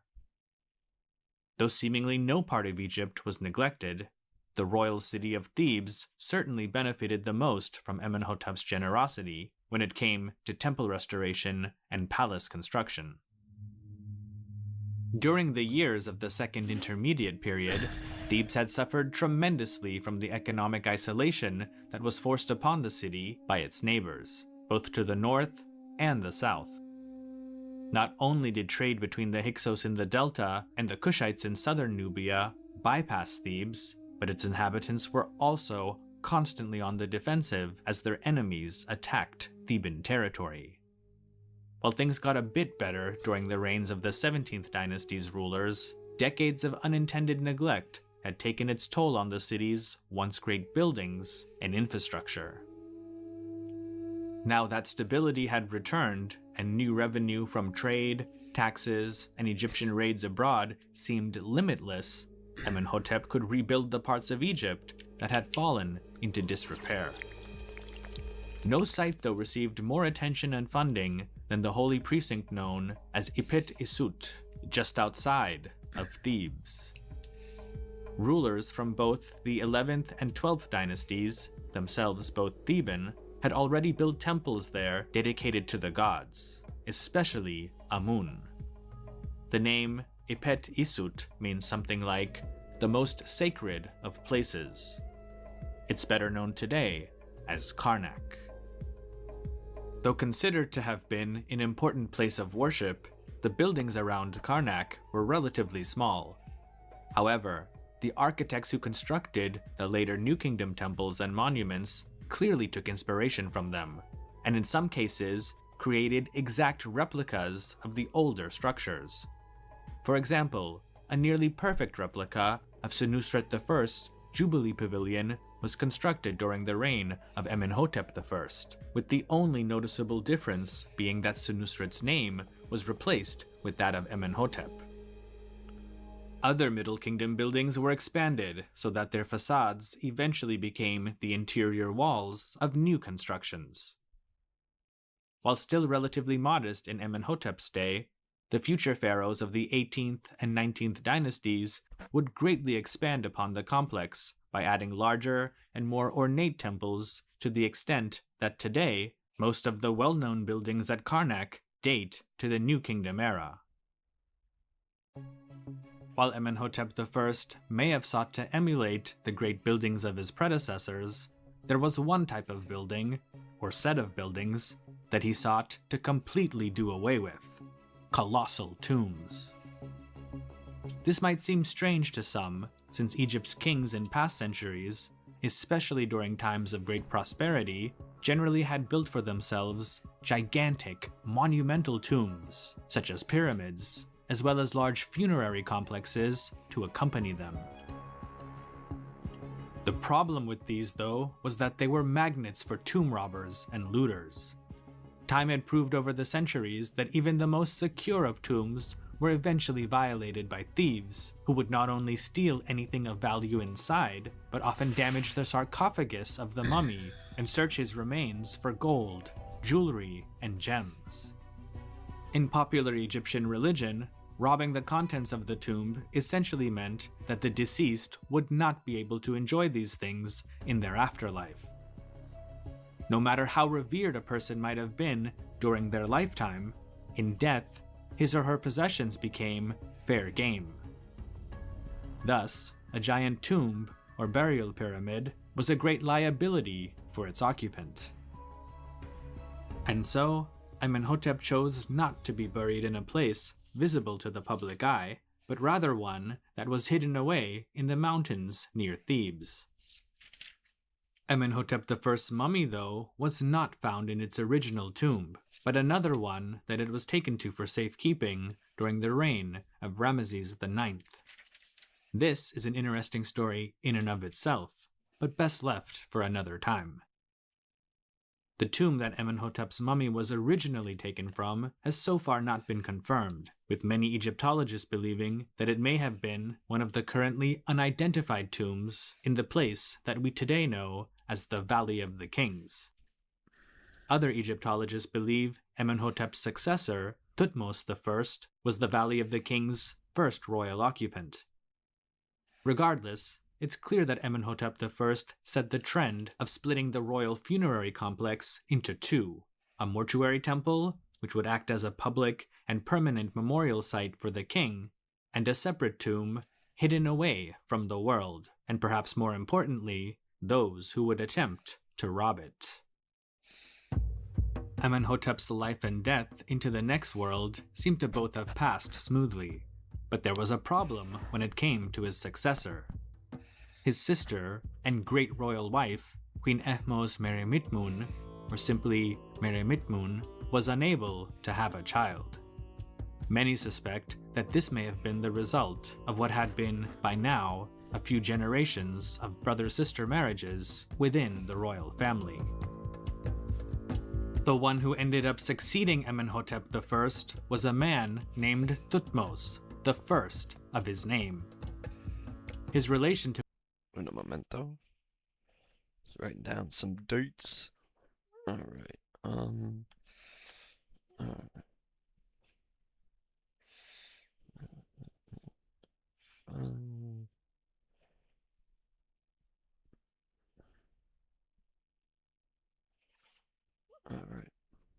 to his predecessor. Alright, now we're on Thutmose. First.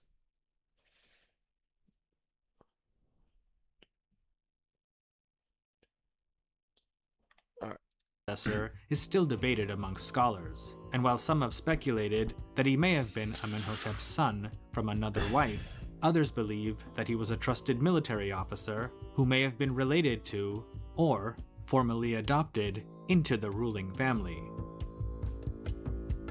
Unlike Ahmose and Amenhotep I, Thutmose was not a child when he took the throne, but a full-grown adult who had already amassed a lot of experience in the military. He also seems to have had the support of the now old, but still highly influential Ahmose Nefertari, the wife of Ahmose and the mother of Amenhotep I. These and other factors may have made Thutmose the best candidate to succeed Amenhotep I, who died in 1504 BC. Rebels in Nubia thought otherwise and launched insurrections to test the new king. And so, Thutmose's second year was spent brutally putting down revolts throughout Nubia. But he didn't stop there, and vowed not just to deal with the symptoms, but the disease itself. Since the days of the Middle Kingdom, politically, the Egyptian-Nubian frontier had been roughly between the first and second cataracts. There were times, such as during the reign of Senusret III, that Egyptian armies ventured to the Third Cataract, but these were mainly for punitive raids intended to yield short-term results. What laid beyond the tumultuous Third Cataract was the great city of Kerma, the capital of various Kushite kingdoms throughout the ages. As far as Thutmose was concerned, the Kushite capital of Kerma was the ultimate source of all anti-Egyptian activities in Nubia. Therefore, he sought to annihilate it, once and for all. From the Egyptian base on what's today Sai Island, between the Second and Third Cataracts, Thutmose ordered his men to drag their ships on land to avoid the rough rapids of the Third Cataract, and then regroup just outside the city of Kerma. The only sources for what happened next are Egyptian, including Thutmose's own words, which tell of how he and his men desecrated and destroyed Kerma without mercy. The veteran, Ahmose, son of Ibana, who was also in the armies of King Ahmose and Amenhotep, was there, as inscriptions on the walls of his tomb tell us. Then I conveyed to King Thutmose the Justified when he sailed south to Kenthen-Nefer to crush rebellion throughout the lands, to repel the intruders from the desert region. I was brave in his presence in the bad water, in the towing of the ship over the cataract. Thereupon I was made crew commander. His Majesty became enraged like a leopard. His Majesty shot, and his first arrow pierced the chest of that foe. Then those enemies turned to flee, helpless. A slaughter was made among them. Their dependents were carried off as living captives. His Majesty journeyed north, all foreign lands in his grasp.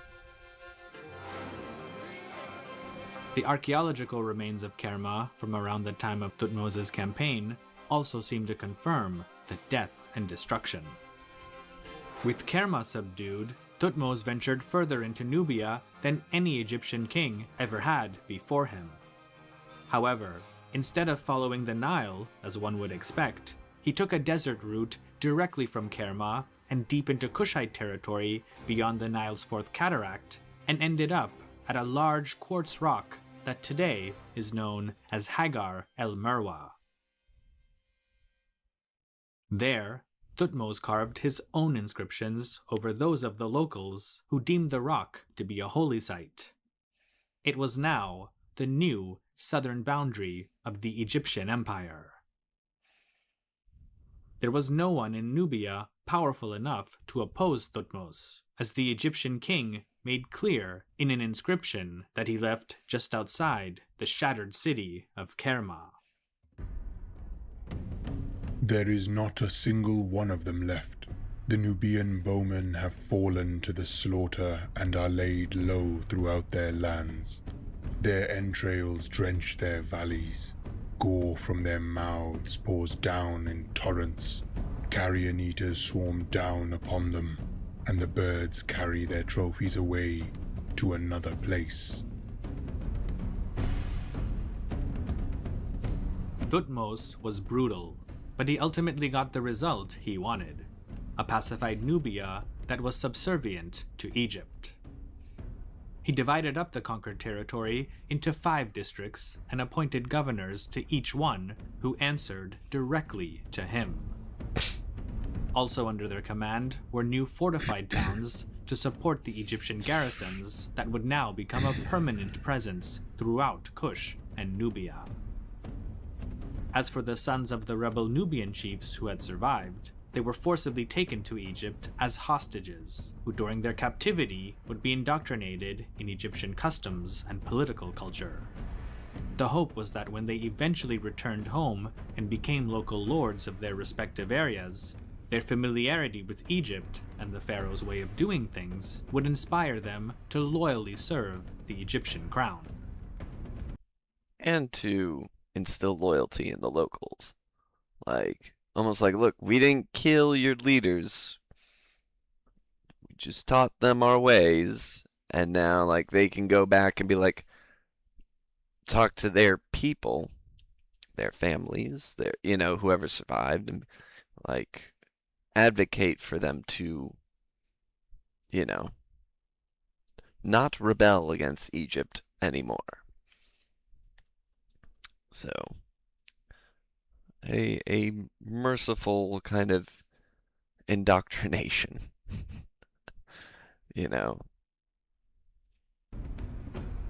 The next major military venture was deeper into the Near East. Since the expulsion of the Hyksos, Egyptian policy towards the East had changed. From the time since Egypt's first recorded dynasty, the country's kings were content to formally stay out of the lands beyond the Sinai. While they may have desired to formally stay out of the land, Pharaoh's way of doing things would inspire them to loyally serve the Egyptian crown. The next major military venture was deeper into the Near East.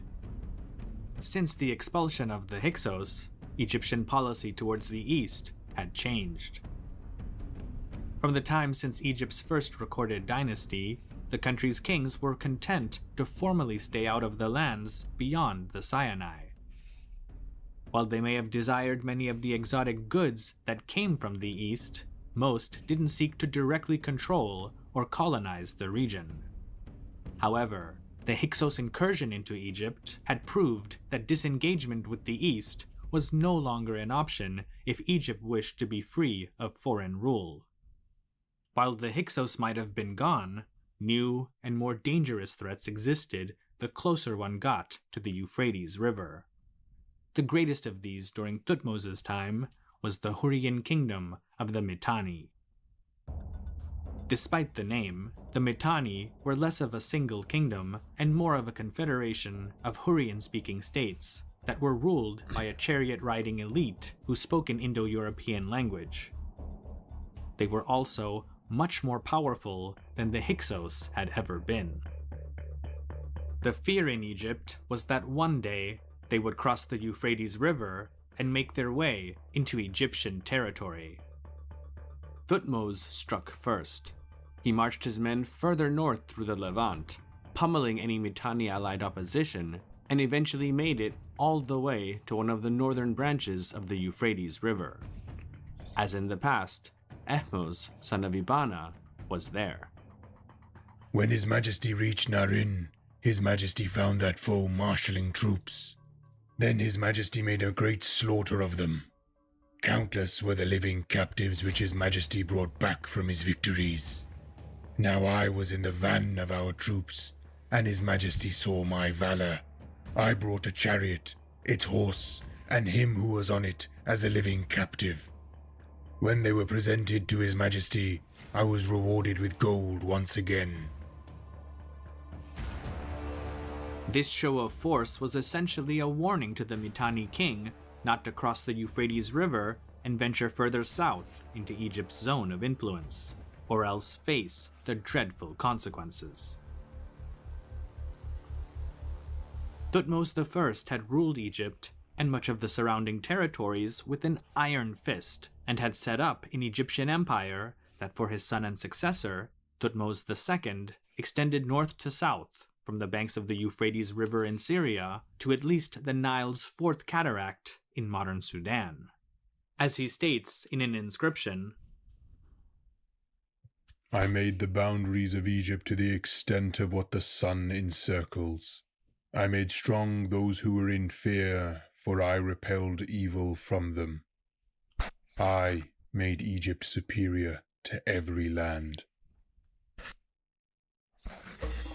When news of Thutmose I's death in 1492 BC reached that southernmost part of the empire, those Kushite princes who had not been slain during the Egyptian campaign a decade earlier rose up in full rebellion. They were out for revenge, and to an extent, got it. The rebels attacked the fortress towns set up by Thutmose I, slaughtered their garrisons, and forced the Egyptian governors to run for their lives. These victories, though, were short-lived. Thutmose I's successor and namesake, Thutmose II, was swift with his own vengeance, and, like his father, showed first death in Hold on. Gotta get them dates down. Alright, Thutmose II. Alright. 1492 BC, reached that southernmost part of the empire, those Kushite princes who had not been slain during the Egyptian campaign a decade earlier rose up in full rebellion. They were out for revenge, and to an extent, got it. The rebels attacked the fortress towns set up by Thutmose I, slaughtered their garrisons, and forced the Egyptian governors to run for their lives. These victories, though, were short-lived. Thutmose I's successor and namesake, Thutmose II, was swift with his own vengeance, and, like his father, showed no mercy by reportedly putting every Nubian male in the rebellious areas to the sword. Thutmose II was not the son of Thutmose I's great royal wife, Ethmos, with whom he had a daughter named Hatshepsut, but a second wife named Mutnofret. Along with Thutmose II, she bore the king other sons. Mutnofret's lineage is debated amongst scholars, some of whom believe that she may have been a daughter of the dynasty's founder, Ethmos, as well as the sister of King Amenhotep I due to her respected titles of king's daughter and king's sister. Thutmose II would go on to marry his half-sister, Hatshepsut. As a daughter of Thutmose I by his great royal wife, Ethmos, and later becoming the great royal wife of Thutmose II, Hatshepsut was the woman with the highest status in Egypt. Her name also reflects this, as Hatshepsut means foremost of noble women. She also seems to have been the favorite child of her father, and even accompanied him on his military campaigns, including the most brutal ones in Nubia. Had she been born a man, Hatshepsut's status would have clearly superseded that of Thutmose II. But she was not, and though she may have been an influential member of court at Thebes, she was not the king, and ultimately, her thoughts and opinions carried little weight. But when Thutmose II died around 1479 BC, Well, to say her words would carry little weight. I don't know. That seems a bit of a stretch. Maybe in court, but in private. There's a difference between having public authority and private authority, or private considerations of one's opinions in such matters. Hatshepsut got her chance to wield considerable power. Thutmose II's heir and successor was Thutmose III, who was a boy at the time of his father's death. He, though, was not a son of Hatshepsut, but rather a... Wait, is that all we get with Thutmose II?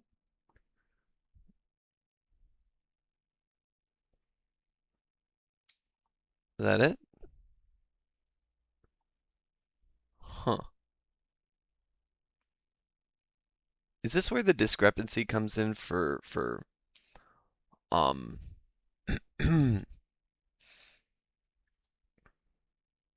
high chronology and low chronology for no, high chronology just has so is 13 years from what I can see, but they're just placed differently. Huh. I don't know. Cause now we're on Thutmose III. Not much happened? Hold on. Now I have to see if there,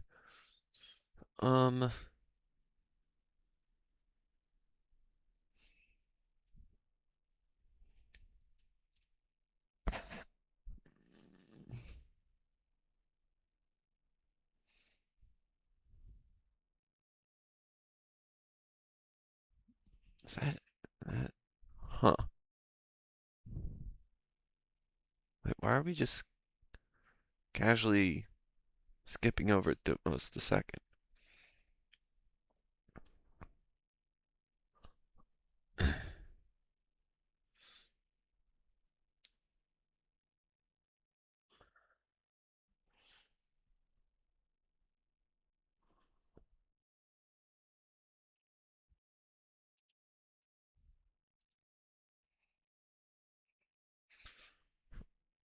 Right.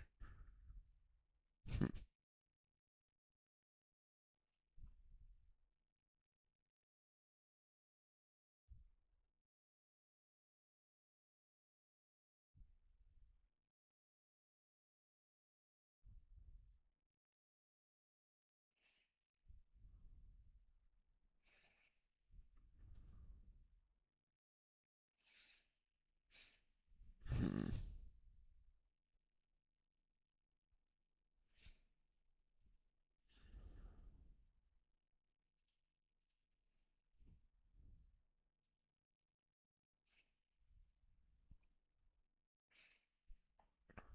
Okay. I mean, Thutmose II's Wikipedia doesn't seem to be void of details. Okay, let's keep it rolling.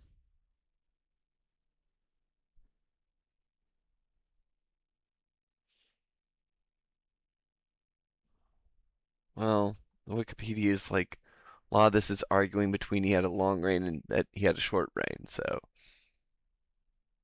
doesn't seem like. Then another section is like his death and burial and his mummy, so there's a lot about his actual rulership going on in even in the wiki, so maybe that's why we're just moving on.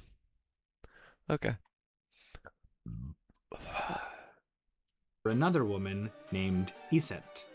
As Iset was not the king's great royal wife, she did not become the regent for her son, a position that ultimately went to Hatshepsut, Thutmose III's stepmother and aunt. As we've seen earlier, royal women in ancient Egypt could hold considerable power and influence, as was the case with Ahotep and Ehmos Nefertari, who both looked after affairs of state while their respective children came of age. However, the tone set with Hatshepsut's regency was seemingly different, at least in the inscriptions that have since survived. One of them, while recognizing the young Thutmose III as the legitimate king, clearly states that Hatshepsut was the country's de facto ruler. When he, Thutmose II, died, he joined the gods. His son, Thutmose III, stood in his place as king of the two lands, assuming rulership on the throne of the one who begot him, while his sister, the god's wife Hatshepsut, took charge of the affairs of the country, in that she took care of the two lands. Egypt served her with bowed head, the beneficent seed of the god which came from him. Everyone at court and in Egypt, though, would have known that regardless of what Hatshepsut's status may have been, she would one day be forced to relinquish whatever power she held to Thutmose III once he was considered old enough to rule. Oh gosh, I'm having deja vu right now. Oh, this is weird. Strange moment. A little deja vu. Deja vu. It's from something from about a year ago, actually. Alright, so we're moving on to Thutmose III and Hatshepsut.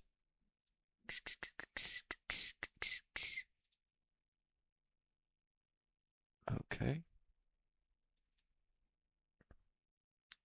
So, Set the Third, or Thutmose III and Hatshepsut, kind of a co-regency, it seems. The regency relationship seemed to work as planned in the beginning, but after 7 years, around 1473 BC, Hatshepsut adopted royal names and titles for her. So let's see. So 14, 9, 25.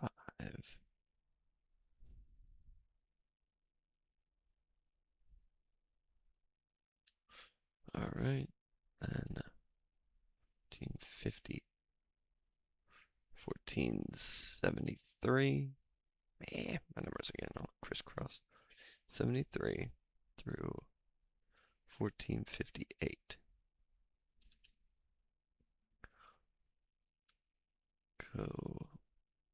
Co-regency.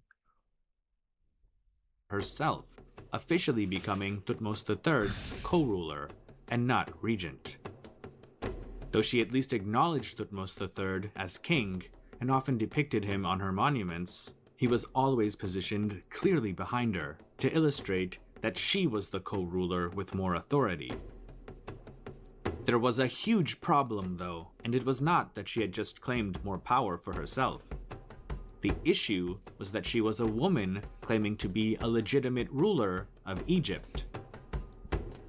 While in the past, Egypt had been governed by female rulers, such as Sobeknefru of the 12th dynasty, this had been due to desperate times when there was no male heir left and the country was politically on the verge of collapse. Other powerful women may have also ruled as queen regent for their sons until they came of age. However, no woman had claimed, and in this case practically usurped, the top job in Egypt during times of peace and prosperity. To help her gain wider acceptance, both amongst the nobility as well as the rather conservative general population, Hatshepsut and her followers tried to find ways to neutralize the fact that she was a woman. On one hand, statues, sculptures, and reliefs began to depict her with a more masculine physique and wearing more traditional male clothing, while on the other, she applied female epithets to past male rulers, supposedly to somewhat feminize them so that her own occupation of the throne would seem less unorthodox than it really was. It's probably also during the reign of Hatshepsut that the word Pera, meaning great house, started to come into more widespread use. It's from this term that we get the title pharaoh. Instead of just referring to a particular great house, Pera began to be applied specifically to the ruler of Egypt, regardless of gender. Today, though, the term pharaoh is commonly used to describe any king or ruler of ancient Egypt. Aesthetic changes and wordplay were all well and good, but to really gain widespread acceptance, Hatshepsut ultimately needed an ideological justification to defend her position as Egypt's legitimate ruler. Here too she made changes, specifically with regard to her family history, which she claimed was not of this world.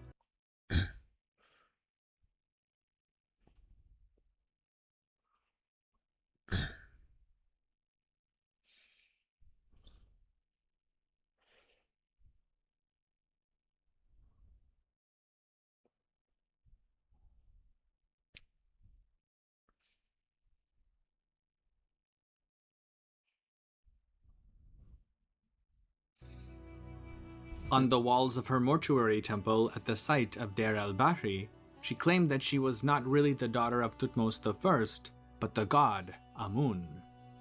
Other inscriptions on various monuments go in even more detail, such as one found on the base of an obelisk at Karnak, informing posterity that it was none other than Amun who had commanded her to build it. I have done this with a loving heart for my father Amun, initiated in his secret of the beginning, acquainted with his beneficent might. I did not forget whatever he had ordained. My Majesty knows his divinity. I acted under his command. It was he who led me. I did not plan a work without his doing. It was he who gave directions. I did not sleep because of his temple. I did not stray from what he commanded. On a more practical and earthly level, Hatshepsut was a good ruler who presided over a prosperous and confident country that was respected by both its allies and enemies abroad. Though there were a few armed conflicts with Egypt's neighbors, military expansion wasn't the focus of her reign. Instead, Hatshepsut launched trade expeditions to faraway lands, the most famous being the land of Punt, whose precise location hasn't been determined, but is believed by many scholars to have been southeast of Egypt, along the coast of the Red Sea near the Gulf of Aden. The raw materials and other sources of wealth acquired from such expeditions were poured into massive construction projects, especially at Karnak. All of this economic and construction activity was going on at the same time that Thutmose III was technically Hold on.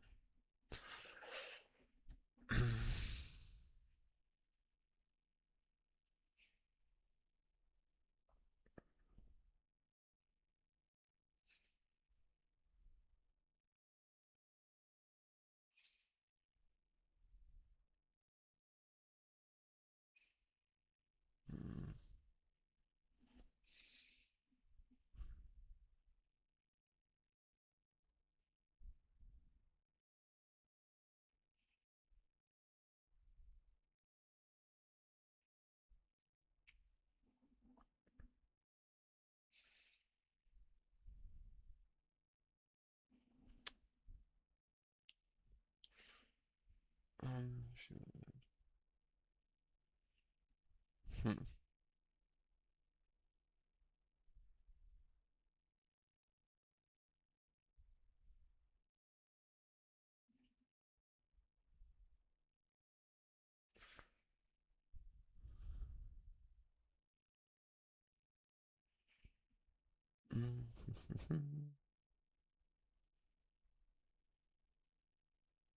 All right. co-ruler.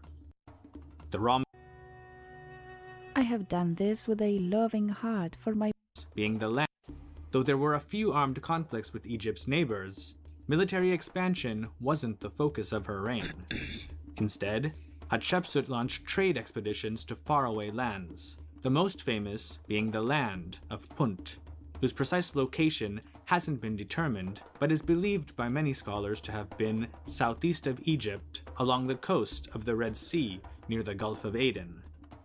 The raw materials and other sources of wealth acquired from such expeditions were poured into massive construction projects, especially at Karnak. All of this economic and construction activity was going on at the same time that Thutmose III was technically co-ruler. even when it was obvious that he was of age to assume his birthright as the sole king of Egypt, the throne and real power still resided with Hatshepsut until her presumed death in 1458 BC. Presumed because it hasn't actually been confirmed in any known Egyptian document or inscription when exactly she died, let alone how. Mention of Hatshepsut disappears from the historical record during the 22nd regnal year of Thutmose III, when he assumed full control over Egypt. There's no firm evidence that stepmother and stepson were openly hostile towards one another during Hatshepsut's rule, but as soon as Thutmose III assumed his position as the sole ruler of Egypt in 1458 BC, he systematically had her name chiseled out of the monuments she'd created, as well as smashed images and statues of her, including those at her own funerary temple at Deir el-Bahri, where their broken pieces were deposited in a nearby stone quarry. Sounds like some animosity there. It's like some animosity. Also, from what the wiki's saying, like Thutmose III, somebody referred to him as like the Napoleon of Egypt. 16 campaigns in 20 years. That might be why Hatshepsut, kind of, maybe while he was on campaign so often, she was sort of, the de facto ruler. You know what I mean? And maybe she kind of like got a little bigger, for too big for her britches, considering the most probably maybe came back and found that she had sort of been like, I'm just as much Pharaoh as you are. And he's like, yeah, no, I've been off like, on campaign all this time, and she just keeps kind of, a little more political power, a little more political power until it's like, what is happening here? All right.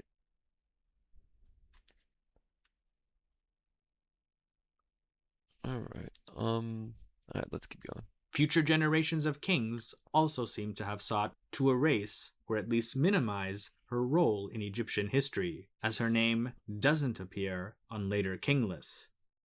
Despite such campaigns to delete her from the historical record, plenty of artifacts have been uncovered with Hatshepsut's name on them, many being obtained from the tombs of those who served during her lifetime.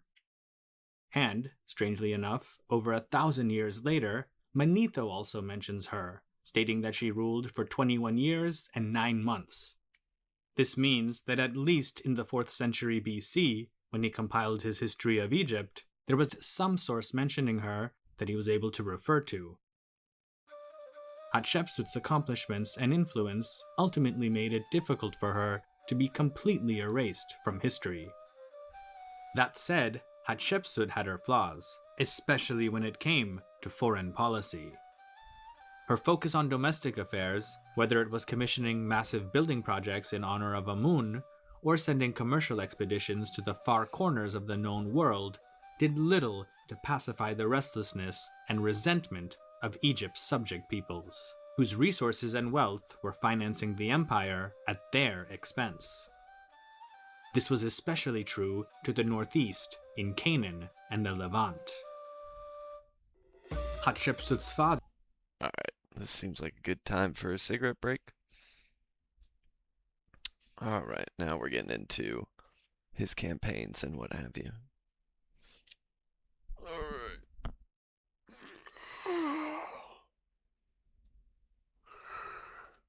Oh goodness.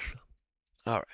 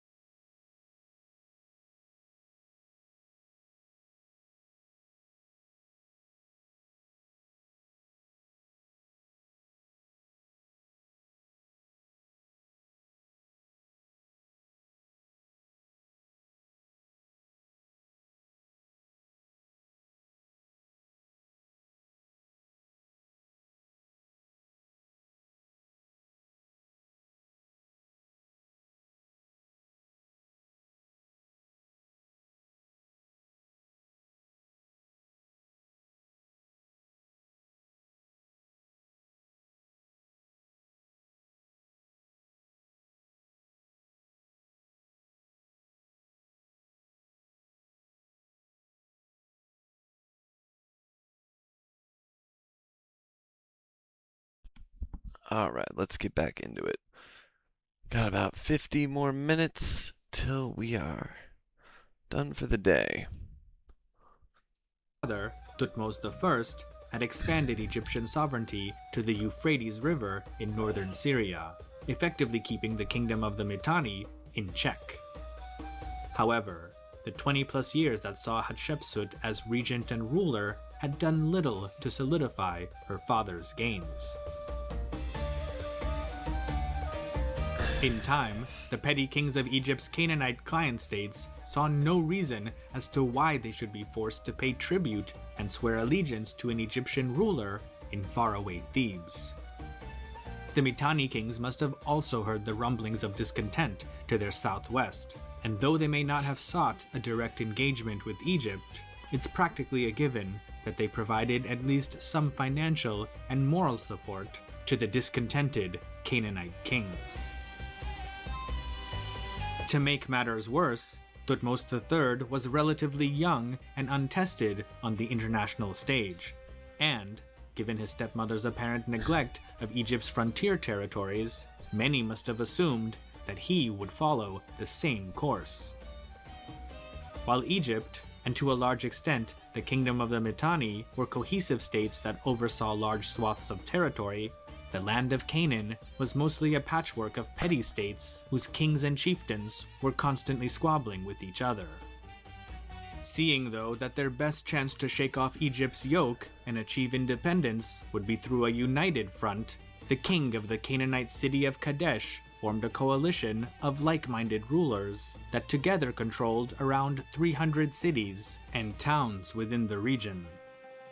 Such organization and preparations must have been going on well into Hatshepsut's reign, for shortly after Thutmose III replaced her as Egypt's ruler, the Canaanite coalition went into full rebellion. Almost overnight, Thutmose III faced several problems. Not only did the rebellion bring an end to large sources of revenue and resources that were either obtained from or passed through Canaan, but it also made Egypt much more vulnerable to an attack from the Mitanni or other group coming from the east. The king of Kadesh and his allies mustered together a large army at the city of Megiddo, which was important because it blocked Egypt's access to the main trade route between Egypt, Anatolia, and Mesopotamia, known today as the Via Maris. Up until then, Thutmose III had not been tested in such a volatile situation. This, though, doesn't mean that he was unprepared. He personally commanded large segments of the army and had gained the respect of his men. He may have even welcomed the Canaanite challenge, for after years of living under Hatshepsut's shadow, Thutmose now had the opportunity to prove himself as a commander and earn his right to be the sole ruler of Egypt. In the spring of 1457 BC, Thutmose assembled a large army at the fortress of Tajaru in the eastern delta, not far from Egypt's border with Canaan. Scholars put the number of soldiers in Thutmose's force at between 10 to 20,000 men. Most of these would have been infantrymen armed with swords, axes, and shields. There would also have been contingents of archers, as well as chariot units. From Tajaru, Thutmose and his men marched for 10 days to Gaza, which, given the size of his army and the supply and logistical challenges that came with it, was extremely impressive. From there, the Egyptians marched another 10 days to the town of Yehem, where Thutmose waited for reports from his scouts about the situation in Megiddo. Along with the army were scribes to document the details of the campaign, a synopsis of which was later inscribed onto the walls of the Temple of Karnak. It's from this account, the first of its kind in history, that we today have a relatively detailed explanation of the war. Of course, it's the Egyptian version of events, but without it, we would know practically nothing about what took place at Megiddo in the spring and summer of 1457 BC. Upon their arrival, Thutmose was presented with 3 possibilities as to how to proceed towards Megiddo. One was through a windy route that led to a plain several kilometers north of the city. Another ran south through the valley of Dothan that ended just southeast of Megiddo near the town of Tanakh. Both of these were considered to be safe routes because they allowed greater maneuverability for a large army. The third and most direct route was through the Aruna Pass, also known as the Musmus Pass. It led to a plain directly in front of the city of Megiddo. The danger here, though, was that the pass was extremely narrow and more susceptible to an enemy ambush. Thutmose III met with his war council, most of whom suggested that he take one of the first two options, but not the third and most direct route, since it was clearly the more dangerous one. According to inscriptions that were later inscribed onto the walls of Thutmose's great temple at Karnak, the king's military advisors are recorded to have told him the following. How will it be to go on this road which becomes narrow, when it is reported that the enemies are waiting out there and they are numerous? Will not horse go behind horse, and soldiers and people too? Will our vanguard be fighting, while our rear guard is waiting here in Aruna and unable to fight? Their advice was clear. The army should not go through the Aruna Pass. Seems like the correct assessment. But Thutmose rejected his council's advice, and according to the same inscription, told them, I shall proceed on this Aruna road. The reason for this is that Thutmose believed that the king of Kadesh and his Canaanite allies would come to the same conclusion as his war council and expect the Egyptians. Fair enough. It's like they're not going to be expecting us to take this route, so therefore they're going to leave it empty and not guarded, and we will take them by surprise. They won't be scouting it, they won't be doing this, that, and the other, because it would be insane for somebody to do that. Sometimes doing the the dangerous but also the last thing the enemy will expect is and can be the most effective, strategy. To take either the northern or southern route. 2 days later, Thutmose and his army left Yehem and marched to the Aruna Pass, where they set up camp for the night. Leaving early the next morning, the Egyptian army began their perilous march through the pass towards the city of Megiddo. The pass was so narrow, only 30 feet wide at some points, that the army's chariots and supplies often had to be unloaded and carried through the unforgiving terrain. Scholars estimate that at its longest stretch, the length of the line formed by the troops as they squeezed through the pass may have been 20 kilometers, with Thutmose III at its head. However, by nightfall, most of the troops had made it through without any real resistance. There was reportedly only a small detachment of Canaanite soldiers guarding the mouth of the pass, and this was easily dealt with. Setting up camp by the Kina Brook, Thutmose and his men rested for the night. Thutmose had been right. The king of Kadesh and his allies had not expected them to take the Aruna Pass, which gave the Egyptians the element of surprise. Early the next morning, the Egyptians crossed the Kina Brook and attacked Megiddo. Though we only have one account of the battle, that of Thutmose himself, we're told that the pharaoh personally led the attack that sliced through the Canaanite left flank, breaking up their lines and forcing many of them to retreat and flee for the safety of Megiddo's high defensive walls. The inscription at Karnak tells us that the Canaanites saw His Majesty prevailing over them, and they fled headlong to Megiddo with faces of fear. They abandoned their horses and their chariots of gold and silver. The battle would have ended there and then in a decisive victory for the Egyptians had Thutmose's usually disciplined troops not given into temptation. Instead of pursuing the king of Kadesh and the remnants of the Canaanite army as they fled towards the gates of Megiddo, many of the Egyptians halted their pursuit in order to plunder the enemy's hastily abandoned camp. Among the spoils were fine horses, elaborately decorated chariots, gold, prisoners, and the grand tent of the king of Kadesh. This distraction bought time for what was left of the Canaanite army and allowed many enemy soldiers, including their officers, to pass through Megiddo's gates and hide behind the safety of the city's defensive walls. Those who couldn't make it before the gates were closed were pulled over the walls by the city's inhabitants, who created makeshift ropes out of twisted clothes.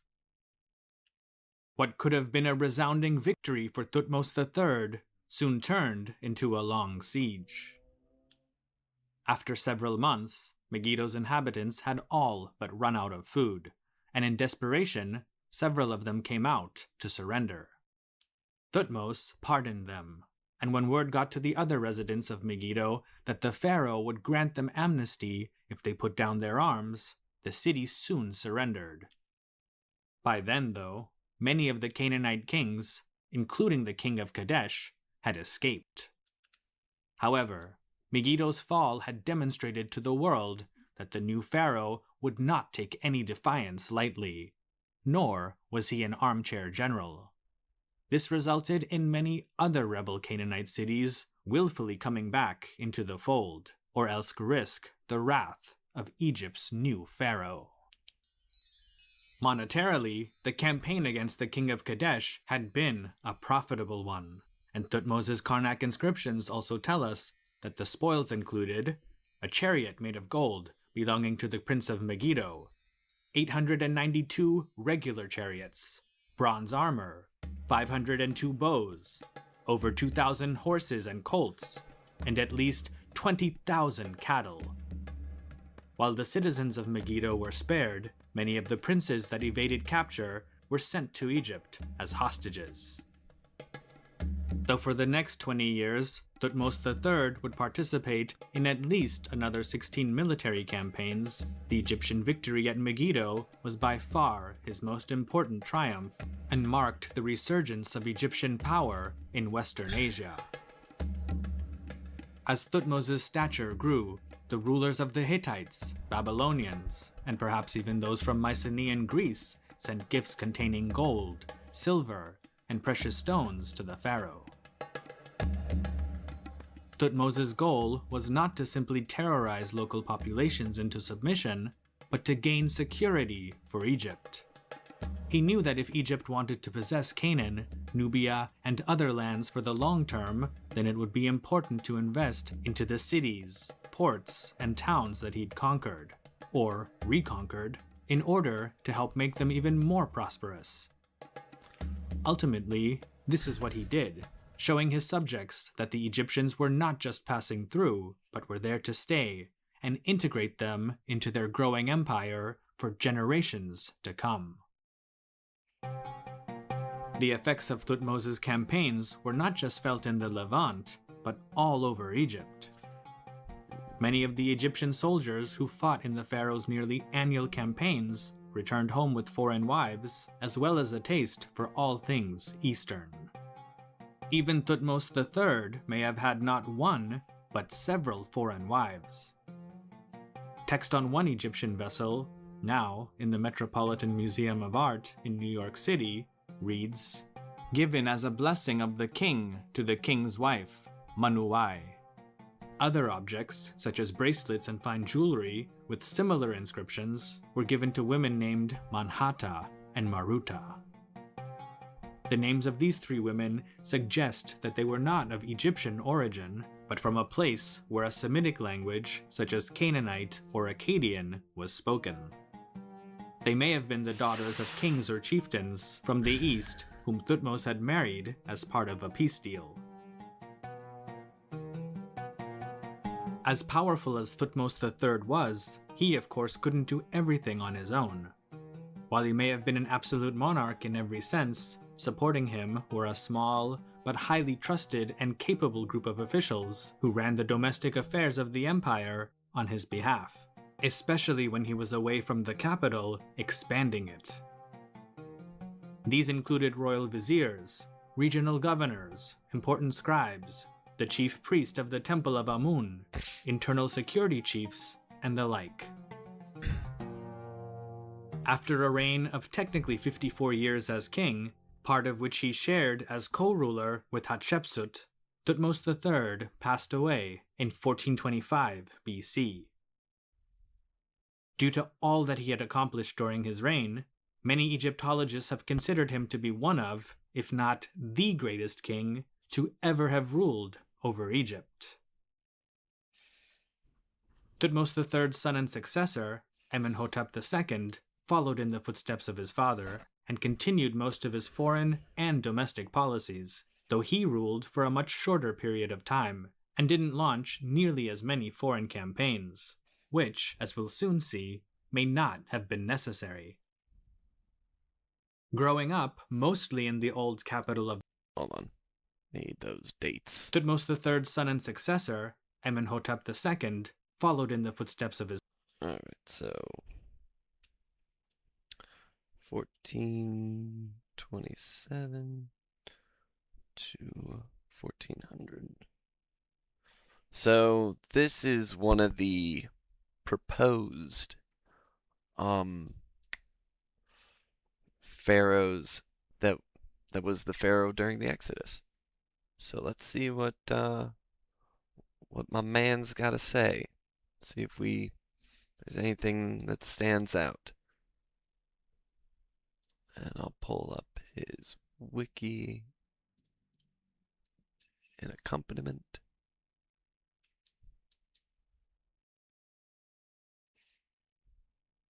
All right.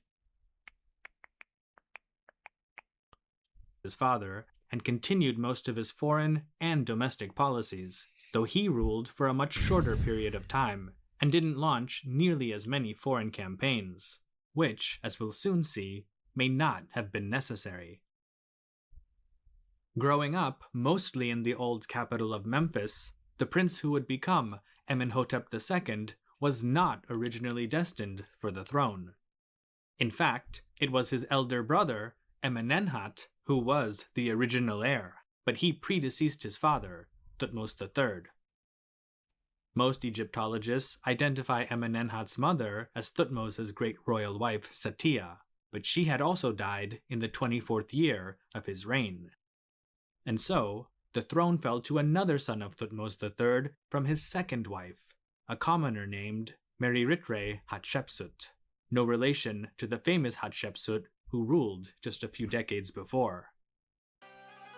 To help shore up his succession, Amenhotep ruled as a junior co-regent with his father for 2 years before striking it out on his own at the age of 18. Soon afterward, he married a woman named Tia, who bore him at least 10 sons and several daughters, but for some reason was never given the title of Great Royal Wife. She also never appears in any of his inscriptions or in depictions with the king, which was extremely odd. In fact, the only reason we know about her is because her son, and Amenhotep II's successor, Thutmose IV, did mention and depict her in his monuments. No one knows the real reason for this, but that doesn't mean there aren't many theories as to why Amenhotep II never mentioned his queen. The most popular one is that though Amenhotep was the pharaoh and the most powerful person in Egypt, he still may have been a bit insecure, since his mother was a commoner and only the second wife of his father, not the great royal wife. Though Tia's parentage isn't known, it's been speculated that she may have been of a more noble birth than his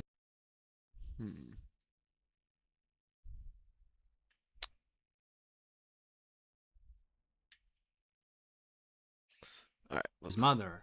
And so Amenhotep may have feared that one day she might overshadow and become more influential than him, as was the case with Hatshepsut and his father, Thutmose III.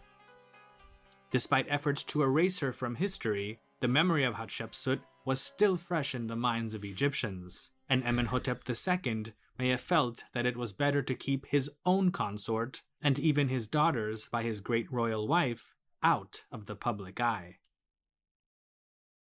Thutmose III had already done most of the hard work when it came to increasing stability and expanding the Egyptian empire, and so there was not much for Amenhotep II to do on that front.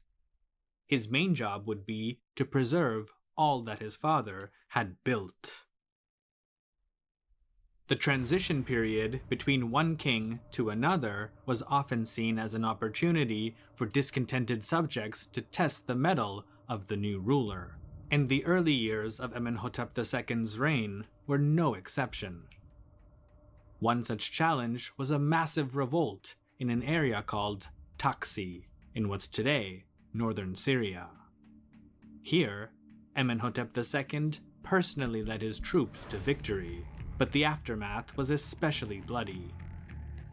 We're told from his inscriptions that the bodies of 7 of Taxi's rebel leaders were hung from the masts of Amenhotep's flagship, 6 of whom, after arriving at Thebes, were hung up on the walls of the temple at Karnak. The 7th corpse was sent to the city of Napata in southern Nubia as a warning to would-be rebels there. But that wasn't all. Along with a staggering amount of Taxi's gold and horses, Amenhotep reportedly deported 90,000 prisoners of war, including thousands of entire families, though scholars have no way up on the walls of the temple at Karnak. The 7th corpse was sent to the city of Napata in southern Nubia as a warning to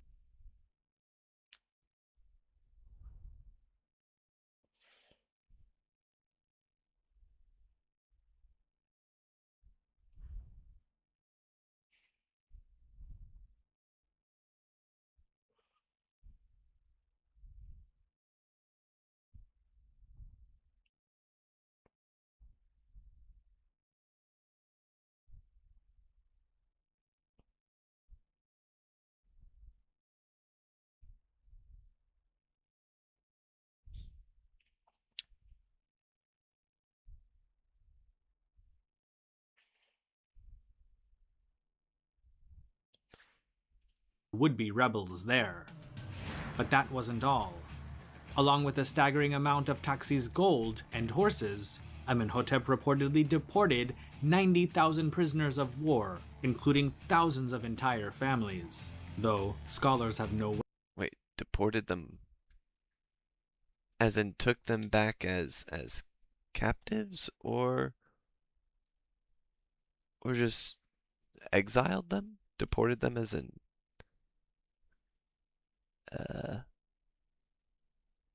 hold on.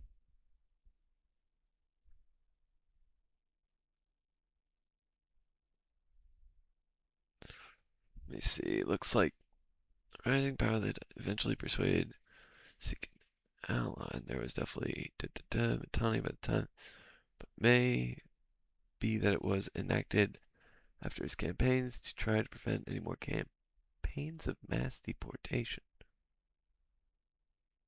Who was huh? Yeah, I need to look up this primary source.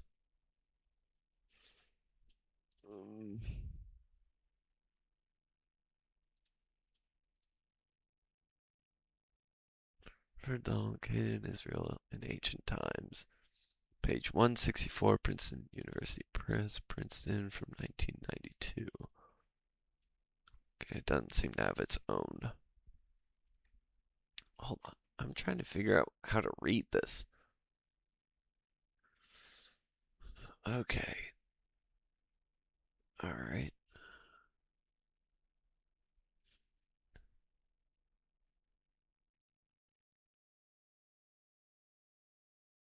Campaigns of mass deportation. I don't.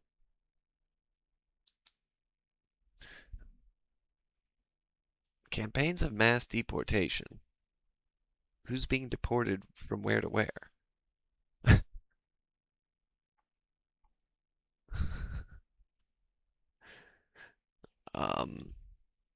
I'm just gonna.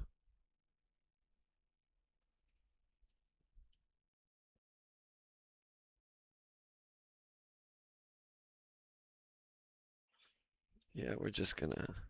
Like, what? What would be a campaign of. Try to prevent any more campaigns. Hold on.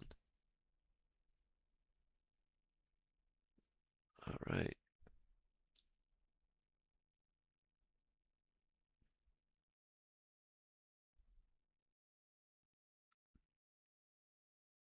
Hold on. Here we go. Amenhotep's last campaign took place in the 9th year. However, it apparently did not proceed farther north than the Sea of Galilee. According to the list upon this campaign, Amenhotep claims to have taken 100,000 slaves. Damn.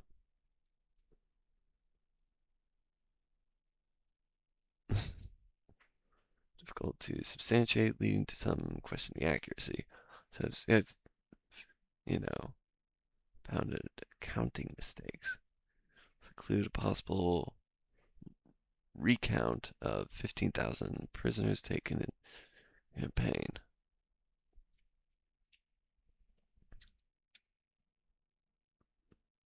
Huh.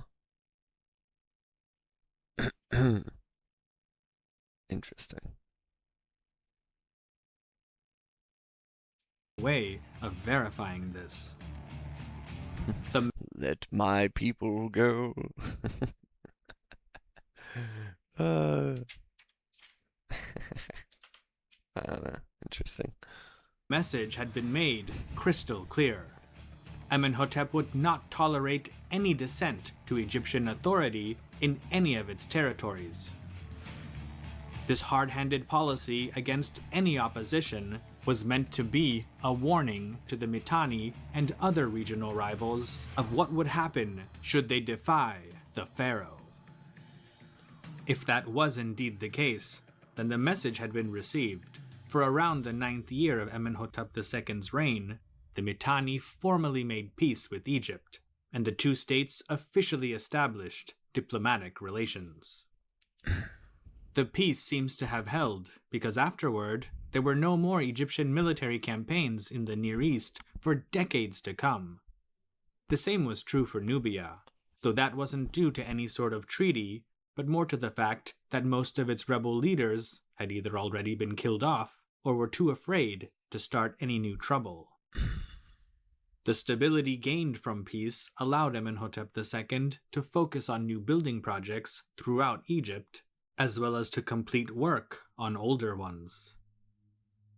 Unlike his 18th dynasty predecessors, who had focused their efforts primarily around the family's ancestral home of Thebes, many of the buildings and monuments commissioned by Amenhotep were constructed around Memphis, and also various parts of Lower Egypt, including a new temple near the Great Sphinx.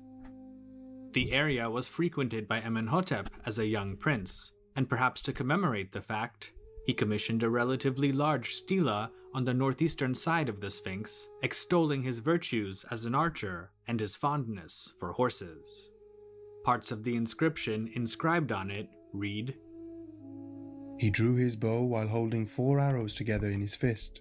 Thus he rode northward, shooting at them, each arrow coming out at the back of its target while he attacked the next post. It was a deed never yet done, never yet heard reported, shooting an arrow at a target of copper so that it came out of it and dropped to the ground. Now when he was still a youth, he loved his horses and rejoiced in them. He was stout-hearted in working them, learning their natures, skilled in training them, and understanding their ways. When it was heard in the palace by his father, the Horus, strong bull arisen in Thebes, his majesty's heart was glad to hear it. Rejoicing at what was said of his eldest son, he said in his heart, He will make a ruler of the whole land whom no one can attack. He is eager to excel and rejoices in strength, while as yet a charming youth without wisdom. Though not yet at the age to do the work of Mont, he ignores the thirst of the body and loves strength.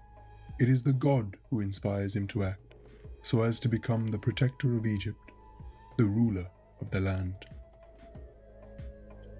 though the Great Sphinx is believed by most Egyptologists to have been built by the 4th dynasty king, Khafre, whose face it supposedly depicts, by Amenhotep II's reign, well over 1,000 years later, it had come to be seen as one of the many manifestations of the sun god, Ra, specifically as Horemakhet, meaning Horus of the horizon.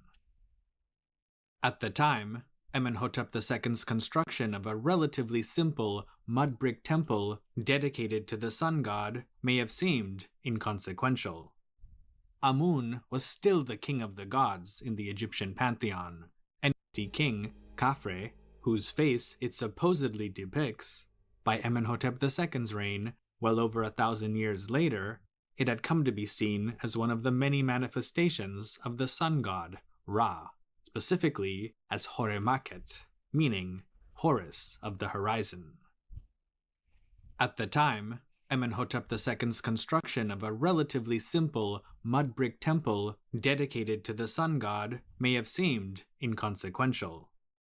Amun was still the king of the gods in the Egyptian pantheon, and most of the new monumental temples that had been constructed throughout the country were built in his honor. But in retrospect, a great religious transformation may have been budding with the foundation of such a temple at a very significant and already ancient site, whose prominence rose to a whole new level during the reign of Amenhotep II's son and successor, Thutmose IV. Thutmose IV is one of the more controversial pharaohs of the 18th dynasty for... Alright, we're gonna call it here. I think this is a good time as any.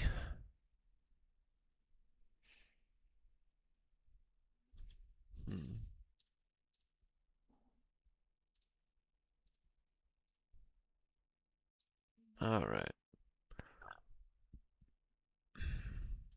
Alright, y'all. Hope everybody has a wonderful weekend. And I'll should see